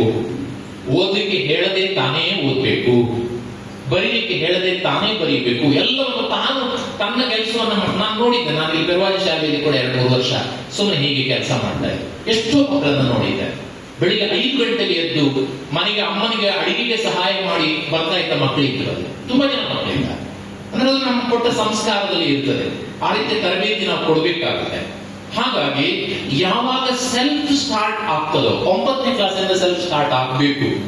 ಅದಿಲ್ಲ SLC PUC ಹೋಗುವಾಗಲೂ ನಾವು ಕಿಕ್ ಸ್ಟಾರ್ಟ್ ಅಲ್ಲೇ ಇದ್ರೆ ಎಲ್ಲ ನಮ್ಮ ದೌರ್ಭಾಗ್ಯ ಇದೆ ಅಂತ ನಾವು ಯೋಚನೆ ಮಾಡಬೇಕು. Self start. ಆದ್ರೆ ನೆನಪಿಟ್ಕೊಳ್ಳಿ ಬಂಧುಗಳೇ, ಯಾವಾಗ ನಿಮ್ಮ ಮನೆಯ ಮಗು, ಈಗ ಯಾರಾದ್ರೂ ಜಂಬ ಕೊಟ್ಕೊಳ್ತಾ ಇರ್ಬೋದು ಇಲ್ಲಿ ಕೂತವರು, ನನ್ನ ಮಗು 8ನೇ ಕ್ಲಾಸ್ ಅಲ್ಲಿ ಹೋಗ್ತದೆ, ಎಲ್ಲ ಅವನ ಕೆಲಸ ಅವಳ ಕೆಲಸ ಅವಳೇ ಮಾಡ್ತಾಳೆ ಅಂತ ಯಾರಾದ್ರೂ ಸಂತೋಷ ಪಡ್ತಾ ಇದ್ರೆ ನೀವು ತುಂಬಾ ಭಾಗ್ಯವಂತರು. ಆವತ್ತಿನಿಂದ ನಿಮಗೆ ಏನೂ ಕೆಲಸ ಇಲ್ಲ. ನೆನಪಿಟ್ಕೊಳ್ಳಿ, ಯಾವತ್ತು ಸೆಲ್ಫ್ ಸ್ಟಾರ್ಟ್ ಆಗ್ತದೋ ಮಗು, ಯಾವತ್ತು ತನ್ನ ಜವಾಬ್ದಾರಿ ಏನು ಅಂತ ತಿಳ್ಕೊಂಡು ಆ ಕೆಲಸ ಮಾಡ್ಲಿಕ್ಕೆ ತೊಡಗುತ್ತದೋ, ಆವತ್ತಿನಿಂದ ನಿಮಗೆ ಜವಾಬ್ದಾರಿ ಇಲ್ಲ. ಬರೀ ನೋಡುವುದು, ಅಬ್ಸರ್ವ್ ಮಾಡುವುದು ಅಷ್ಟೇ. ಬೇಕಾದಾಗ ಸಲಹೆ ಸೂಚನೆ ಕೊಡುವುದು, ಇಷ್ಟೇ ಇರುವುದು. ಆದ್ದರಿಂದ ಈಗ ನೀವು ಸೆಲ್ಫ್ ಸ್ಟಾರ್ಟಿನ ಹಂತದಲ್ಲಿ ಇಲ್ಲ. ಆದ್ರಿಂದ ಕಿಕ್ ಸ್ಟಾರ್ಟ್, ಜರ್ಕ್ ಸ್ಟಾರ್ಟ್ ನಿಮ್ಮಿಂದ ಆಗಬೇಕು. ಶಾಲೆಯಲ್ಲಿ ಆಗುದಿಲ್ಲ, ನಿಮ್ಮಿಂದ ಆಗಬೇಕು. ಆದ್ದರಿಂದ ಈ ರೀತಿ ನಮ್ಮ ಮಕ್ಕಳನ್ನ ಸೆಲ್ಫ್ ಸ್ಟಾರ್ಟಿನವರೆಗೆ ಮುಟ್ಟಿಸುವ, ಈ ಕಾಲೇಜಿಗೆ ಹೋಗೋ ಮಕ್ಕಳಿಗೆಲ್ಲ ನೀವೇನು ಹೇಳ್ಬೇಕಾದ್ರೆ ಮಾಡ್ತಾರೆ. ಅದನ್ನ ಕಲ್ಪಿಸಿಕೊಡ್ತಕ್ಕಂಥ ಕೆಲಸವನ್ನ ನೀವು ಬಹಳ ಮುಖ್ಯವಾಗಿ ನಿಮ್ಮ ಜೀವನದಲ್ಲಿ ನಿಮ್ಮ ಮಕ್ಕಳಿಗೆ ಸಂಬಂಧಪಟ್ಟ ಹಾಗೆ ಮಾಡಬೇಕು ಅಂತ ಕೂಡ ವಿನಂತಿಸ್ತೇನೆ. ಇಷ್ಟು ನಾನು ಅವರ ಸಮಯ ಕೇಳಿದ್ದೇನೆ. ಸ್ವಲ್ಪ ಸಮಯ ಮೀರಿ ಮಾತಾಡಬಹುದು ಅಂತ ಕೂಡ ಹೇಳಿದ್ದಾರೆ. ಅದರಿಂದ ನಾನು ನಿಮ್ಮ ಮುಖದಲ್ಲಿ ಗಡಿಯಾರ ನೋಡ್ತೇನೆ. ನೀವು ಸಾಕುವಂತ ಮುಖದಲ್ಲಿ ಭಾವನೆ ವ್ಯಕ್ತಪಡಿಸಿದ್ರೆ ನಿಲ್ಲಿಸ್ತೇನೆ. ಈಗ ನಿಮಗೆ ಕೆಲವು ಟಿಪ್ಸ್ ಗಳನ್ನ ರವಾನೆ ಮಾಡಲಿಕ್ಕೆ ಇಷ್ಟಪಡ್ತೇನೆ. ಮೊದಲನೇ ಟಿಪ್ಸ್ ಏನು ಅಂದ್ರೆ, ನಿಮ್ಮ ಮಗುವಿನ ಗುರಿ ಮತ್ತು ದಾರಿ ಇದೆರಡನ್ನ ಈಗಲೇ ಖಚಿತಪಡಿಸಿಕೊಳ್ಳಿ 10ನೇ ತರಗತಿಗಿಂತ ಮುಂಚಿತವಾಗಿ. ಅಂದ್ರೆ ನಿಮ್ಮ ಮಗು ಏನಾಗಬೇಕು ಮಕ್ಕಳಿಗೆ ಗೊತ್ತಿರೋದಿಲ್ಲ. ಮಕ್ಕಳಿಗೆ ಈಗ ಗೊತ್ತಿರೋದಿಲ್ಲ. ಆದ್ರಿಂದ ನಿಮ್ಮ ಮಗು ಏನಾಗಬೇಕು ಅಂತಕ್ಕಂಥದ್ದನ್ನ, ಅವನ ಗುರಿಯನ್ನ, ಜೀವನದ ಗುರಿಯನ್ನ 10ನೇ ಕ್ಲಾಸ್ಗಿಂತ ಮುಂಚೆ, ಯಾಕೆ ಅಂದ್ರೆ 10ನೇ ಕ್ಲಾಸ್ ನಂತರ ದಾರಿಗಳು 25 ಒಡೆದುಕೊಳ್ಳಿಕ್ಕೆ ಶುರುವಾಗ್ತದೆ. ಆಗ ನೀವೇನಾದ್ರೂ ಅವನನ್ನು ಕಳಿಸಬೇಕಾದ ದಾರಿಯಲ್ಲಿ ಕಳಿಸದೆ ಬೇರೆ ಯಾವುದೋ ದಾರಿಯಲ್ಲಿ ಕಳಿಸಿದ್ರೆ ಅವನ ಜೀವನ ಹಾಳಾಗ್ತದೆ. ಸೊ 10ನೇ ಕ್ಲಾಸಿನ ಒಳಗೇನೆ ನಿಮ್ಮ ಮಗು ಏನಾಗಬೇಕು ಎನ್ನುವ ಗುರಿಯನ್ನ ನೀವು ನಿರ್ಧಾರ ಮಾಡೋದು ಮಾತ್ರ ಅಲ್ಲ, ಆ ಮಗುವಿನ ಮನಸ್ಸಲ್ಲಿ ಕೂಡ ಮೂಡಿಸಿ. ಆದ್ರೆ ಈಗ ಉದಾಹರಣೆ, ನಿಮ್ಮ ಮಗು ಡಾಕ್ಟರ್ ಆಗ್ಬೋದು ಅಂತ ನೀವು ಅನ್ಕೊಂಡ್ರೆ ತಿಳ್ಕೋಣ. ಮಗುವಿಗೆ ಆಸಕ್ತಿ ಇದೆಯಾ ಅಂತ ನೋಡ್ಬೇಕು. ಇಲ್ಲದಿದ್ರೆ ನಿಮ್ ಜೀವನನೂ ಹಾಳಾಗ್ತದೆ, ಮಗುವಿನ ಜೀವನನೂ ಹಾಳಾಗ್ತದೆ.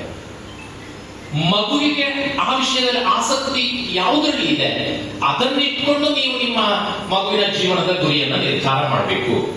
ಯಾಕಿದನ್ನು ಹೇಳ್ತೇನೆ, ಹೀಗೆ ನಿರ್ಧಾರ ಮಾಡುವಾಗ ನನ್ನ ಮನೆಯಲ್ಲಿ ಇರ್ತಕ್ಕಂಥ ಮಗುವಿನ ಶಕ್ತಿ ಏನು ಮತ್ತು ದೌರ್ಬಲ್ಯ ಏನು ಎರಡು ನಿಮಗೆ ಗೊತ್ತಿರ್ತದೆ. ನಿಜವಾಗಿ ಟೀಚರ್ಸ್ ಗೊತ್ತಿರುವುದಿಲ್ಲ ನಿಮ್ಮ ಮಗುವಿನ ಶಕ್ತಿ ಏನು. ಈಗ ನಿಮ್ಮ ಮಗು ಚಂದ ಹಾಡ್ತದೆ ಅಂತ ಇಟ್ಕೊಳ್ಳಿ, ಬಹಳ ಒಳ್ಳೆ ಸ್ವರ ಇದೆ, ದೇವರು ಒಳ್ಳೆ ಸ್ವರ ಕೊಟ್ಟಿದ್ದಾರೆ. ಎಷ್ಟು ಸಲ ಟೀಚರ್ಸ್ ಗೊತ್ತಿರುವುದಿಲ್ಲ, ಅವರು ಸಮೂಹದಲ್ಲಿ ಇರ್ತಾರೆ. ಆದರೆ ನೀವು ಆ ಮಗು ಚೆನ್ನಾಗಿ ಹಾಡ್ತದೆ ಅಂತಿದ್ರೆ ನಾಳೆ ಅವನೇನು ಡಾಕ್ಟರ್ ಇಂಜಿನಿಯರ್ ಆಗ್ಬೇಕಾಗಿಲ್ಲ, ಹಾಡುವುದರ ಮೂಲಕ ಸಂಪಾದನೆ ಮಾಡಬಹುದು, ಲಕ್ಷಗಟ್ಟಲೆ ಸಂಪಾದನೆ ಮಾಡಬಹುದು. ಇವತ್ತು ಸಾಮಾಜಿಕ ಪರಿಸ್ಥಿತಿ ಆಗಿದೆ. ಒಳ್ಳೆ ಸಿಂಗರ್ ಆದ್ರೆ ಅದರಿಂದ ಸಿಂಗರ್, ಅದು ಬಿಟ್ಟು ನೀನು ಸಿಂಗರ್ ಆಗೋದು ಬೇಡ, ನೀನು ಹಾಡೋದು ಬೇಡ, ಹಾಡೋದು ಕರ್ಮ ಅಂತ ಬೈತಾ ನೀವು ಬೇರೆ ಏನಾದ್ರೂ ಮಾಡಿದ್ರೆ ಅದೂ ಆಗುದಿಲ್ಲ, ಇದೂ ಆಗುದಿಲ್ಲ. ಸೊ ನಾನು ಎಲ್ಲರಲ್ಲಿ ವಿನಂತಿ ಮಾಡ್ಕೊಳ್ಳೋದು, ನಿಮ್ಮ ಮಗು 1ನೇ ಕ್ಲಾಸ್ ಅಲ್ಲಿ ಇದ್ರೂ ಪರವಾಗಿಲ್ಲ, 10ನೇ ಕ್ಲಾಸ್ ಅಲ್ಲಿ ಇದ್ರೂ ಪರವಾಗಿಲ್ಲ, ಆ ನಿಮ್ಮ ಮಗುವಿನ ಶಕ್ತಿ ಏನು. ಯಾಕಂದ್ರೆ ದೇವರು ಖಾಲಿಯಾಗಿ ಯಾರನ್ನೂ ಕಳಿಸಿಲ್ಲ, ನೆನ್ಪಿಟ್ಕೊಳ್ಳಿ, ಯಾರನ್ನೂ ಕಳಿಸಿಲ್ಲ. ಯಾರಲ್ಲಿ ಸ್ವಲ್ಪ ಸ್ವಲ್ಪ ಏನೋ ತುಂಬಿಸಿದ್ದಾನೆ, ಒಂದನ್ನು ನೀವು ಸಂಪಾದಿಸಿಕೊಳ್ಳುವಂತ ಬಿಟ್ಟಿದ್ದಾನೆ. ಹಾಗಾಗಿ ನೀವು ನಿಮ್ಮ ಮಗಳು ಅಥವಾ ನಿಮ್ಮ ಮಗ ಏನಾಗಬಹುದಾದ ಲಕ್ಷಣಗಳಿವೆ ಅವರ ಹತ್ರ, ಅವನಿಗೆ ಯಾವುದರಲ್ಲಿ ಆಸಕ್ತಿ ಇದೆ ಅಂತ ತಿಳ್ಕೊಂಡು ಅದನ್ನು ಪೋಷಿಸ್ತಕ್ಕಂಥ ಕೆಲಸವನ್ನ ಮಾಡಬೇಕು. ಅದು ನೀವು ಮಾಡಬೇಕಾದ ಮೊದಲ ಕೆಲಸ, ಪೇರೆಂಟ್ಸ್ ಮಾಡಬೇಕಾದ ಮೊದಲ ಕೆಲಸ. ಅದನ್ನ ಟೀಚರ್ಸ್ಗೂ ಕಮ್ಯುನಿಕೇಟ್ ಮಾಡಿ. ನೋಡಿ, ನಮ್ಮ ಮಗ ಚಂದ ಹಾಡ್ತಾನೆ, ನಮ್ಮ ಮಗಳು ಚಂದ ಹಾಡ್ತಾಳೆ, ಹಾಡೋದಕ್ಕೆ ಅವಕಾಶ ಕೊಡಿ, ಸ್ವಲ್ಪ ಕೇಳ್ಬೋದು ನೀವು, ಪರವಾಗಿಲ್ಲ, ಜಗಳ ಮಾಡಬೇಡಿ ಮತ್ತೆ ಆ ವಿಷಯದಲ್ಲಿ ಕೊಡ್ಬೋದು, ನೀವು ಅವಕಾಶ ಮಾಡಿ ಕೊಡ್ಬೋದು, ತೊಂದರೆ ಇಲ್ಲ. ಎರಡನೇ ಅಂಶ, ನಾನು ಬರೀ ಪಾಯಿಂಟ್ಸ್ ಗಳಲ್ಲಿ ಮಾತ್ರ ಹೇಳ್ತಾ ಹೋಗ್ಬಿಡ್ತೇನೆ. ಎರಡನೇ ಅಂಶ, ಬಹುಶಃ ನಾನು ಯಾವ PTA ಹೋದಾಗಲೂ ಹೇಳದೇ ಬರಲಿಲ್ಲ ಈ ವಿಷಯವನ್ನ. ನಿಮ್ಮ ಡೈಲಾಗ್ಗಳನ್ನ ಸ್ವಲ್ಪ ಸುಧಾರಣೆ ಮಾಡಿಕೊಳ್ಳಿ. ಏನ್ ಡೈಲಾಗ್ ಅಪ್ಪ? ಯಾವಾಗಲೂ ಹೇಳಿಕೊಂಡು ನಿಮ್ಮ ಮಕ್ಕಳ ಎದುರಿನಲ್ಲಿ, ನೋಡು ನಾನಂತೂ ಓದ್ಲಿಲ್ಲ, ಇಲ್ಲಿಂದ ಶುರುವಾಗೋದು ನಿಮ್ಮ ಡೈಲಾಗ್. ಪುಣ್ಯಕ್ಕೆ ಯಾವತ್ತೂ ನಿಮ್ಮ ಮಗ ಅಥವಾ ಮಗಳು ಯಾಕೆ ಓದ್ಲಿಲ್ಲ, ಸೋಮಾರಿತನವ ಅಂತ ಕೇಳಿಲ್ಲ. ನೀವು ಓದದೇ ಇರುವುದರ ಬಗ್ಗೆ, ನೀವು ಸಾಧನೆ ಮಾಡದೇ ಇರುವುದರ ಬಗ್ಗೆ ಯಾವತ್ತೂ ಪ್ರಸ್ತಾಪ ಮಾಡ್ಲಿಕ್ಕೆ ಹೋಗ್ಬೇಡಿ, ಸಿಕ್ಕಾಕೊಳ್ತೀರಿ ನೀವು. ಒಬ್ಬ ಹುಡುಗ ಹಾಗೆ ಆಯ್ತಂತೆ, ಅಪ್ಪನ ಹತ್ರ ಮಾಸ್ಕ್ ತಂದು ಕೊಟ್ಟ, ಈಗ ನೋಡ್ತಾರೆ ಎಲ್ಲ ಕೆಂಪು ಗೆರೆ ಹಾಕಿದ್ದಾರೆ, ಫೈಟ್. ಅಪ್ಪನಿಗೆ ಸಿಟ್ಟು ಬಂತು, ಬೈತಾನವ, ಏನ ಇದಕ್ಕೆ ನನ್ನ ಶಾಲೆಗೆ ಕಳಿಸೋದು, ಎಲ್ಲ ಕೆಂಪು ಗೆರೆ ಇದೆ, ಏನ್ ಮಾಡ್ತೀನಿ ಶಾಲೆಗೆ ಹೋಗಿ ಹೀಗೆ ಅಂತ ಬೈದ. ಇವ ನಗ ಆಡ್ತಾ ಇದ್ದ. ಎಂತ ನಗಾಡ್ದ? ಅಪ್ಪ ಅದು ನನ್ನ ಮಾತಾಡಲ್ಲ, ಅಲ್ಲಿಂದ ಹಳೆ ಟ್ರಂಕ್ ಅಲ್ಲಿ ಇತ್ತು, ನಿನ್ನೆ ಮಾತಾಡ್ದ ಹೇಳ್ದ. ಆದ್ರಿಂದ ನೀವು ನಿಮ್ಮ ಡೈಲಾಗ್ಗಳ ಮೂಲಕ ಮನೆಯಲ್ಲಿ ಸಿಕ್ಕಿ ಹಾಕಿಕೊಳ್ಳಿಕ್ಕೆ ಹೋಗಬೇಡಿ ಮಕ್ಕಳ ಜೊತೆಯಲ್ಲಿ. ನಾನಂತೂ ಓದ್ತಿಲ್ಲ ಅನ್ನೋದು ಬೇಡ. ಎರಡನೇ ತಪ್ಪು ಡೈಲಾಗ್, ಇದು ತುಂಬಾ ಮುಖ್ಯವಾದ. ನೋಡು ಮಗ, ಮಗಳೇ, ಚಂದ ಓದ್ಬೇಕು, ಹುಷಾರಾಗ್ಬೇಕು, ನೀನು ತುಂಬಾ ಬುದ್ಧಿವಂತರಾಗ್ಬೇಕು, ನಮ್ಮನ್ನೇನು ನೋಡ್ಕೊಳ್ಬೇಕಾಗಿಲ್ಲ, ನಿನ್ ಕಾಲ ಮೇಲೆ ನಿಂತು ನೀನ್ ದೊಡ್ಡ ಮನುಷ್ಯ ಆಗ್ಬೇಕು, ನಮ್ಮನ್ನೇನು ನೋಡ್ಕೊಳ್ಬೇಕಾಗಿಲ್ಲ. ಹೆಚ್ಚಿನ ಮನೆಗಳಲ್ಲಿ ಈ ಡೈಲಾಗ್ ಬರ್ತದೆ. ನಾಳೆ ಇದನ್ನೇ ಮಾಡ್ತಾರೆ ಅವರು. ಅವಾಗ ಹೇಳ್ತೀವಿ, ನನ್ನ ಮಗ ಮೇಲೆ ನೀವು ಅನಾಥಾಶ್ರಮದಲ್ಲಿ ಹೋಗಿ ನೋಡಿ, ಸುಮ್ಮನೆ ಸುಮ್ಮನೆ ಹೇಳ್ತಾ ಇಲ್ಲ ನಾನು. ಅಲ್ಲಿ ಎಲ್ಲ ಇರುವವರೆಲ್ಲರೂ ಏನು ಹೇಳಿದ್ರೆ, ಎಜುಕೇಟೆಡ್ ಮಕ್ಕಳ ಪೇರೆಂಟ್ಸ್, ನಮ್ಗೆ ಯಾರಿಲ್ಲ, ನಮ್ಮನ್ನೇನು ನೋಡ್ಕೊಳ್ಬೇಕಾಗಿಲ್ಲ ಅಂತ ಹೇಳಿದ್ದೀರಲ್ಲ ನೀವು, ಮತ್ತೆ ಯಾಕೆ ಕಳ್ತೀರಿ? ಸೊ ನಾನು ಹೇಳೋದು, ನನ್ಗೆ ಗೊತ್ತಿಲ್ಲ ಇಷ್ಟವರೆಗೆ ಏನ್ ಮಾತಾಡಿದ್ದೀರಿ ನೀವು ಅಂತ.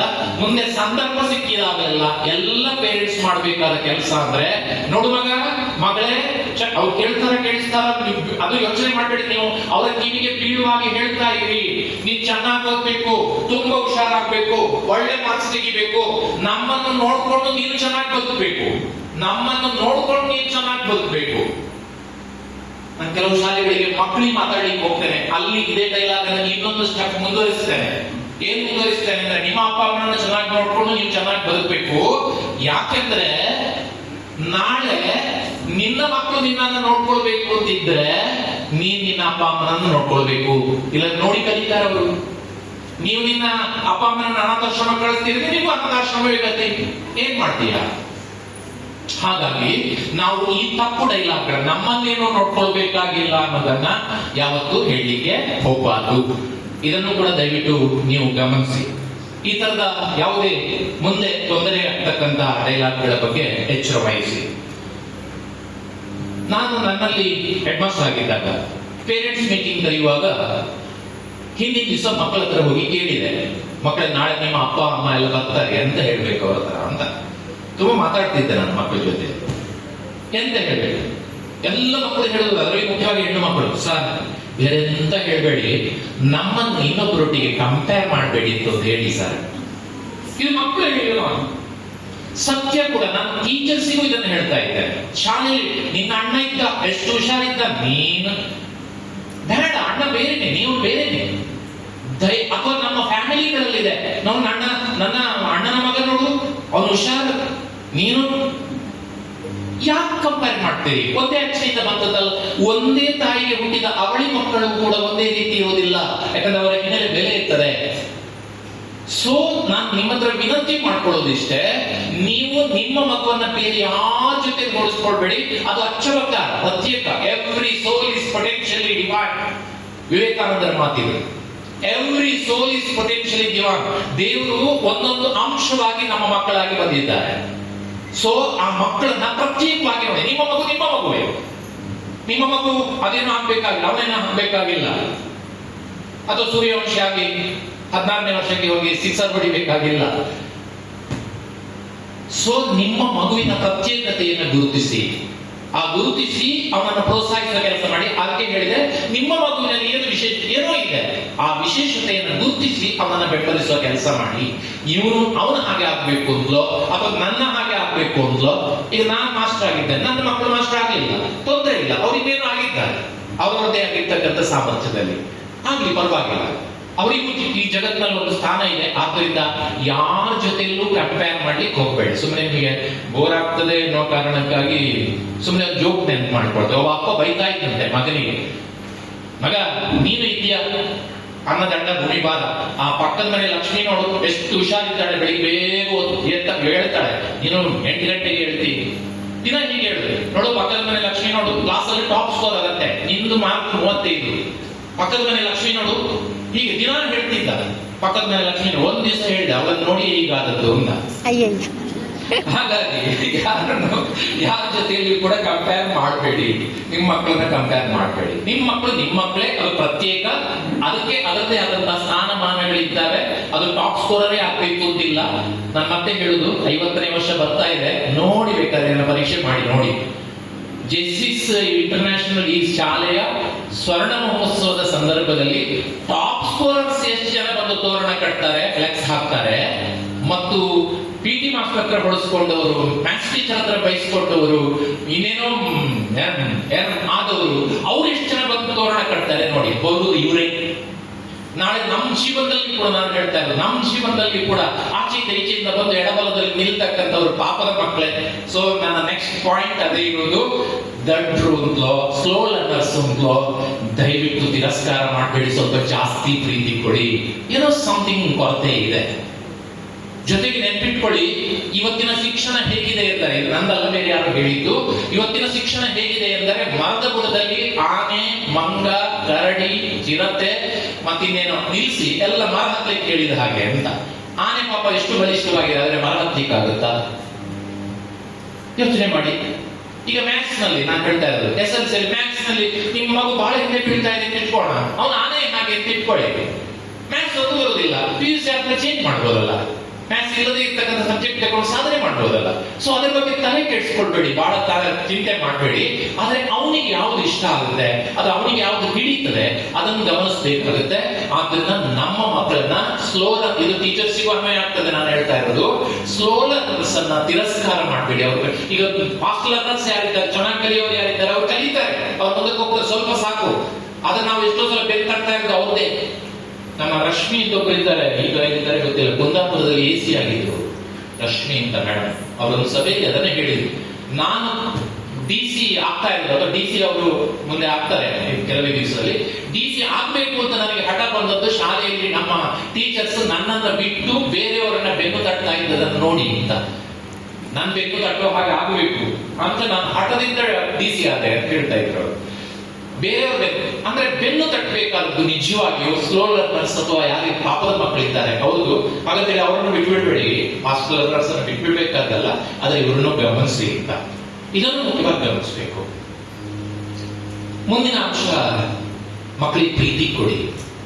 ಅದರಲ್ಲಿಯೂ ಮುಖ್ಯವಾಗಿ ಕೇಳಿಸ್ಕೊಳ್ತಾ ಇದ್ದೀರಿ ಅಂತ ಅಂದ್ಕೊಳ್ತೇನೆ, 9ನೇ ತರಗತಿಯ ನಂತರ ಸೈನ್ಸ್ ಹೇಳ್ತದೆ ಮಕ್ಕಳ ಶರೀರದಲ್ಲಿ ಒಂದು ಹೊಸ ಹಾರ್ಮೋನ್ಸ್ ಹುಟ್ಟುತ್ತದೆ ಅಂತ. ನಿಮಗೂ ಹೇಳಿರ್ಬೋದು ಯಾರು, ಒಂದು ಹೊಸ ಹಾರ್ಮೋನ್ಸ್ ಹುಟ್ಟುತ್ತದೆ, ಆದ್ರಿಂದ ಅವರ ಸ್ವರ ಬದಲಾಗ್ತದೆ, ಮೀಸೆ ಬರ್ತದೆ, ಶರೀರದಲ್ಲಿ ವ್ಯತ್ಯಾಸಗಳಾಗ್ತವೆ. ಆ ವಯಸ್ಸು ಬರ್ತಾ ಇದ್ದಾರೆ ನೋಡಿಬೇಕಾದ್ರೆ. 8ನೇ ಕ್ಲಾಸ್ನವರೆಗೆ ನೀವು ಹೇಳಿದ್ದನ್ನು ಸುಮ್ಮನೆ ಕೇಳಿಸ್ಕೊಳ್ತಾ ಇರ್ತದೆ ಮಗು. 9ನೇ ಕ್ಲಾಸಿಗೆ ಬಂದ್ಮೇಲೆ ನೀವು ನಮ್ಗೆ ಏನು ಹೇಳ್ಬೇಡಿ, ನಮ್ಗೆಲ್ಲ ಗೊತ್ತುಂಟು, ಏನು ಗೊತ್ತಿಲ್ಲ ಅವನಿಗೆ, ಅವಳಿಗೆ ಅದು ಹೇಳ್ತದೆ ಮಗು. ಯಾಕೆ? ಈ ಹಾರ್ಮೋನ್ಸ್ ಕಾರಣ. ಸ್ವಾಭಿಮಾನ, ತುಂಬಾ ಸ್ವಾಭಿಮಾನ, ಆಮೇಲೆ ಎಲ್ಲ ಇದೆ. ಎಲ್ಲಕ್ಕಿಂತ ಮುಖ್ಯವಾಗಿ ಡೇಂಜರ್ ಸಂಗತಿ ಏನು ಅಂದ್ರೆ, ಈ ಪ್ರೀತಿ ಅಂತ ಹೇಳ್ತೇವೆ, ಲವ್. ಈ ಹುಚ್ಚು ಪ್ರಾರಂಭ ಆಗುವುದು ಆ ಹಾರ್ಮೋನ್ಸ್ಗಳ ಕಾರಣದಿಂದ. ಮಗುವಿನ ತಪ್ಪಲ್ಲ, ನೀವು ಮಗುವನ್ನು ದೂರಬೇಡಿ. ಮಗುವಿನ ತಪ್ಪಲ್ಲ, ಆ ಶರೀರದಲ್ಲಿ ಹುಟ್ಟಿದಂತ ಹಾರ್ಮೋನ್ಸ್ ಕಾರಣದಿಂದ ಯಾರಾದ್ರೂ ಐ ಲವ್ ಯು ಅಂತ ಹೇಳ್ಬೇಕು, ಅಥವಾ ನಾನು ಯಾರಿಗಾದ್ರೂ ಹೇಳ್ಬೇಕು ಅಂತ ಅನ್ಸ್ಬಿಟ್ಟು ನನ್ನ ಮಕ್ಕಳ ಇದರಲ್ಲಿ ಕೂಡ ಇದನ್ನ ಹೇಳ್ತೇನೆ, ಮತ್ತೆ ಏನಾಗ್ಬೇಕು ಅಂತ ಮಾಡ್ಬೇಕು ಅಂತ ಹೇಳ್ತೇನೆ. ಅವ್ರಿಗೆ ಏನ್ ಹೇಳ್ಕೊಡ್ತೇನೆ ಅಂದ್ರೆ, ಮಕ್ಕಳಿಗೆ ಹೋಗಿ ಅಮ್ಮನನ್ನ ಗಟ್ಟಿ ಇಟ್ಕೊಂಡು ಅಮ್ಮ ಐ ಲವ್ ಯು ಅಂತ ಜೋರು ಹೇಳಿ, ಪಕ್ಕದ ಮನೆ ಬೇಕಾದ್ರೆ ಕೇಳಿ, ಏನು ಡೇಂಜರ್ ಇಲ್ಲ. ಅಪ್ಪನನ್ನ ಗಟ್ಟಿ ಇಟ್ಕೊಂಡು ಹೇಳಿ, ತಮ್ಮನನ್ನ ಇಟ್ಕೊಂಡು ಹೇಳಿ, ತಂಗಿಯನ್ನ ಇಟ್ಕೊಂಡು ಹೇಳಿ, ಏನಿಲ್ಲ ಅಂದ್ರೆ ಮನೆ ನಾಯಿ ಮಾಡಿದ್ರೆ ಅಂತಾನೆ ಇಟ್ಕೊಂಡು ಅದ್ರಲ್ಲಿ ಹೇಳಿ. ನಾನು ನಿಮ್ಗೆ ಉಲ್ಟಾ ಹೇಳ್ತಾ ಇರೋದೇನು ಅಂದ್ರೆ, ಈಗಿನ ಕಾಲ ಆಗಿದೆ, ಆದ್ದರಿಂದ ಯಾವತ್ತಾದ್ರೂ ಸಂದರ್ಭ ಸಿಕ್ಕಿದಾಗ ಐ ಲವ್ ಯು ಮಗ, ಐ ಲವ್ ಯು ಮಗಳೇ ಅಂತ ಹೇಳಿ ಅಂತ ಹೇಳುದು ಮಾತ್ರ ಅಲ್ಲ, ಬರೀ ಬಾಯಲ್ಲಿ ಮಾತ್ರ ಹೇಳಿದ್ರೆ ಆಗೋದಿಲ್ಲ, ಸ್ವಲ್ಪ ಪ್ರೀತಿ ತೋರಿಸಿ. 8ನೇ ಕ್ಲಾಸಿನ ನಂತರ ಜಾಸ್ತಿ ಚಿಕ್ಕ ಮಕ್ಕಳಲ್ಲೇ ಬೇಕು, ಆದ್ರೆ 8, 9ನೇ ಕ್ಲಾಸಿನ ನಂತರ ಇದು ಜಾಸ್ತಿ ಬೇಕಾಗ್ತದೆ. ಸೊ ಪ್ರೀತಿಯನ್ನ ಕೊಡಿ. ಪ್ರೀತಿ ಕೊಟ್ರೆ ಅವ್ರು ನಿಮ್ಮನ್ನೇ ಪೂರ್ತಿಯಾಗಿ ನಂಬಿಕೊಳ್ತಾರೆ, ಇಲ್ಲದಿದ್ರೆ ಬೇರೆ ಕಡೆ ಹೋಗ್ತಾರೆ, ಅವ್ರ ಮನಸ್ಸು ಬೇರೆ ಕಡೆ ಹೋಗ್ತದೆ. ಈ ಪ್ರೀತಿಯನ್ನ ಕೊಡುವುದಕ್ಕಿರ್ತಕ್ಕಂಥ ಒಂದು ಒಳ್ಳೆಯ ಅಂಶ, ಯಾಕಂದ್ರೆ ನಮ್ಮ ಶಿಕ್ಷಣದ ದೃಷ್ಟಿಯಿಂದ ಪ್ರತಿ ದಿವಸ ಮಕ್ಕಳ ಜೊತೆಯಲ್ಲಿ ಕೂತ್ಕೊಳ್ಳಿಕ್ಕೆ ಅಂತ ಸ್ವಲ್ಪ ಸಮಯ ಇಡಿ. ಆ ಮಗು ಹೋಮ್ವರ್ಕ್ ಮಾಡ್ತದೋ, ಚಿತ್ರ ಬಿಡಿಸ್ತದೋ, ಏನೋ ಮಾಡ್ತದೆ, ಅವಾಗ ಪಕ್ಕ ನೀವೇನ್ ಮಾಡ್ಬೇಕಾಗಿದೆ, ಸುಮ್ಮನೆ ಪಕ್ಕದಲ್ಲಿ ಕೂತ್ಕೊಂಡು ಕೇಳಿ, ಇವತ್ತು ಪನ್ನರೈ ಮೇಡಮ್ ಬಂದಿದ್ದಾರ, ಯಾವ ತರದ ಸೀರೆ ಉಟ್ಟಿದ್ರು, ಏನ್ ಕತೆ, ಈ ತರದ್ ಕೇಳಿ. ಅಂದ್ರೆ ಪ್ರೀತಿಯನ್ನ ಬೆಳೆಸ್ತಕ್ಕಂಥ ವಿಧಾನ ಅದು. ಇದು ನಾವು ಅನ್ಕೊಳ್ಳೋದು, ಅವನು ಕೆಲಸ ಮಾಡ್ತಾ ಇದ್ದಾನೆ, ನಾನು ಎಂತ ಮಾತಾಡೋದು ಅವನ ಹತ್ರ, ಅವನಿಗೆ ತೊಂದರೆ ಆಗುತ್ತೆ, ಇಲ್ಲ, ಪ್ರಶ್ನೆ ಇಲ್ಲ. ಸ್ವಲ್ಪ ಹೊತ್ತು ಪ್ರತಿ ದಿವಸ ಮಕ್ಕಳಿಗಾಗಿ ಸ್ವಲ್ಪ ಸಮಯ ಕೊಡಿ ಪೇರೆಂಟ್ಸ್. ಅದು ಶಿಕ್ಷಣದ ಬಗ್ಗೆ ಮಾತಾಡಬೇಕು ಅಂತಿಲ್ಲ. ಆವಾಗ ಅವನ ಜೀವನದಲ್ಲಿ ಇನ್ನೇನಾದ್ರೂ ನಡೆದ್ರೆ, ಶಾಲೆಯಲ್ಲಿ ಏನಾದ್ರು ನಡೆದ್ರೆ ಅದನ್ನ ಮಾತ್ರ ಹೇಳ್ಕೊಳ್ಳಿಕ್ಕೆ ಅವನಿಗೆ ಒಂದು ರ್ಯಾಪೋರ್ಟ್ ಬೆಳೀತದೆ, ಒಂದು ಸಂಬಂಧ ಬೆಳೀತದೆ. ಹಾಗಾಗಿ ಮಾತನಾಡಿ ಸ್ವಲ್ಪ ಹೊತ್ತು ಸಮಯ ಕೊಡಿ. ಆ ಸಮಯ ಕೊಡುವುದರ ಮೂಲಕ ಆ ಮಕ್ಕಳನ್ನ ಒಳ್ಳೆಯ ಮಾರ್ಗದಲ್ಲಿ ಬೆಳೆಸ್ತಕ್ಕಂಥ ಕೆಲಸವನ್ನ ನೀವು ಮಾಡಬೇಕು. ಗಮನಿಸ್ತಾ ಇರ್ಬೇಕು ಮಕ್ಕಳನ್ನ. 10ನೇ ಕ್ಲಾಸ್ನವರೆಗೆ ಮಾಡೋಣ, ದಿನನಿತ್ಯ ಗಮನಿಸ್ತಾ ಇರ್ಬೇಕು. ಏನೋ ಹೋಗ್ತಾನೆ, ಏನೋ ಬರ್ತಾನೆ ಅನ್ನೋದು ಪ್ರಶ್ನೆ ಅಲ್ಲ, ಅವರ ವರ್ತನೆಗಳಲ್ಲಿ ಆಗುವ ಬದಲಾವಣೆಗಳನ್ನ ಗಮನಿಸಬೇಕು. ಮತ್ತು ನಾನು ತಮಾಷೆಗೆ ಅಂತಲ್ಲ, ಎಲ್ಲಕ್ಕಿಂತ ಮುಖ್ಯವಾಗಿ ದಿನಚರಿಯ ವಿಷಯಕ್ಕೆ ಬಂದ್ರೆ, ಬೆಳಿಗ್ಗೆ ಮಕ್ಕಳನ್ನ ಎಬ್ಬಿಸುವುದಿದೆಯಲ್ಲ, ಬಹಳ ಸೂಕ್ಷ್ಮ ಸಂಗತಿ ಅಂತ ಹೇಳೋದು ನಾನು ತುಂಬಾ ಕಡೆ. ನಿಮ್ಗೆ ಗೊತ್ತಾ, ಒಂದು ಸುಪ್ರಭಾತ ಇದೆ, ಸುಬ್ಬಲಕ್ಷ್ಮಿ ಅವರಿಂದ, ಅದು ಬಹಳ ಪ್ರಸಿದ್ಧವಾಗಿದೆ. ಕೌಸಲ್ಯ ಸುಪ್ರಜಾ ರಾಮ ಪೂರ್ವ ಸಂಧ್ಯಾ ಪ್ರವರ್ತತೆ, ಉತ್ತಿಷ್ಟ ನರಶಾರ್ಧೂಲ ಕರ್ತವ್ಯಂ ದೈವಮಾಹನಿಕಂ ಅಂತ ಮುಂದಕ್ಕೆ ಹೋಗ್ತದೆ. ಈ ಸುಪ್ರಭಾತವನ್ನು ಬದ್ಧತೆ ಯಾರು ಅಂತ ಗೊತ್ತುಂಟ ನಿಮ್ಗೆ? ವಿಶ್ವಾಮಿತ್ರ ಮಹರ್ಷಿ. ಬದ್ಧತೆ ಯಾಕೆ ಅಂತ ಗೊತ್ತುಂಟ? 12 ವರ್ಷದ ರಾಮ ಮತ್ತು ಲಕ್ಷ್ಮಣರು ಮಲಗಿದ್ರು ಅವರನ್ನ ಎಬ್ಬಿಸಲಿಕ್ಕೆ. ಯಾಕೆ ಅಂದ್ರೆ ತಾಟಕಿಯನ್ನ ಸಾಯಿಸ್ಲಿಕ್ಕೋಸ್ಕರ, ತಾಟಕಿ ಸಂಹಾರಕ್ಕೋಸ್ಕರ ಅಯೋಧ್ಯೆಯಿಂದ 12 ವರ್ಷದ ಮಕ್ಕಳು, 12 ವರ್ಷ ಅಂದ್ರೆ ಈಗ 6ನೇ ಕ್ಲಾಸ್ 5ನೇ ಕ್ಲಾಸಿನ ಮಕ್ಕಳು, ಆ ವಯಸ್ಸಿನ ಮಕ್ಕಳನ್ನ ರಾಕ್ಷಸಿಯನ್ನು ಕೊಲ್ಲಿಕ್ಕೋಸ್ಕರ ವಿಶ್ವಾಮಿತ್ರರು ಕರ್ಕೊಂಡು ಹೋಗ್ತಾರೆ. ಮೊದಲ ದಿವಸ ಕರ್ಕೊಂಡು ಹೋಗಿ ಮಲಗಿದ್ದಾರೆ ಪರ್ಣಶಾಲೆಯಲ್ಲಿ. ಮೊದಲ ದಿವಸ ಬೆಳಿಗ್ಗೆ ಎಬ್ಬಿಸ್ಬೇಕು. ಎಬ್ಬಿಸುವುದು ಹೇಗೆ ಅಂತ ಗೊತ್ತಿಲ್ಲ ಅವರಿಗೆ. ಅದಕ್ಕೆ ಅವರು ಈ ಹಾಡು ಹೇಳ್ತಾ ಮಗುವನ್ನು ಎಬ್ಬಿಸುವುದು, ಮಕ್ಕಳನ್ನ ಎಬ್ಬಿಸುವುದು. ನೋಡಿ, ಆ ಹಾಡು ಅರ್ಥ ಹಾಗೆ ಇದೆ.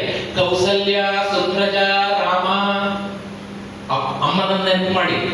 ಕೌಸಲ್ಯ ಮಗನಾಗಿರ್ತಕ್ಕಂಥ ಹೇ ರಾಮಚಂದ್ರ, ಕೌಸಲ್ಯ ಸುಪ್ರಜಾ ರಾಮ ಪೂರ್ವ ಸಂಧ್ಯಾ ಪ್ರವರ್ತತೆ, ಪೂರ್ವ ದಿಕ್ಕಿನಲ್ಲಿ ಸೂರ್ಯ ಹುಟ್ಟುಕೊಳ್ತಾ ಇದ್ದಾನೆ.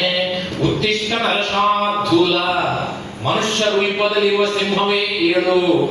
ಕರ್ತವ್ಯಂ ದೈವಾತ್ಮಿಕಂ, ಮತ್ತೆ ಮಾಡಬೇಕಾದ ಕರ್ತವ್ಯ ದೇವರ ಪೂಜೆಗೆ ಸಮಾನವಾದದ್ದು, ಹೇಳಪ್ಪ ಅಂತ ಬಹಳ ಪ್ರೀತಿಯಿಂದ ವಿಶ್ವಾಮಿತ್ರರು ಕೇಳಿಸ್ತಾರೆ. ಈಗ ಟರ್ಮ್ ತೆಗೆದುಕೊಂಡು ನಮ್ಮನೆಗೆ ಬರೋಣ. ಏನು ಹೇಳೋದು ಬೇಡ ಅಲ್ಲ. 7:15 ಆಗಿದೆ, ಮಗ ಅಥವಾ ಮಗಳು ಹೇಳಲಿಲ್ಲ.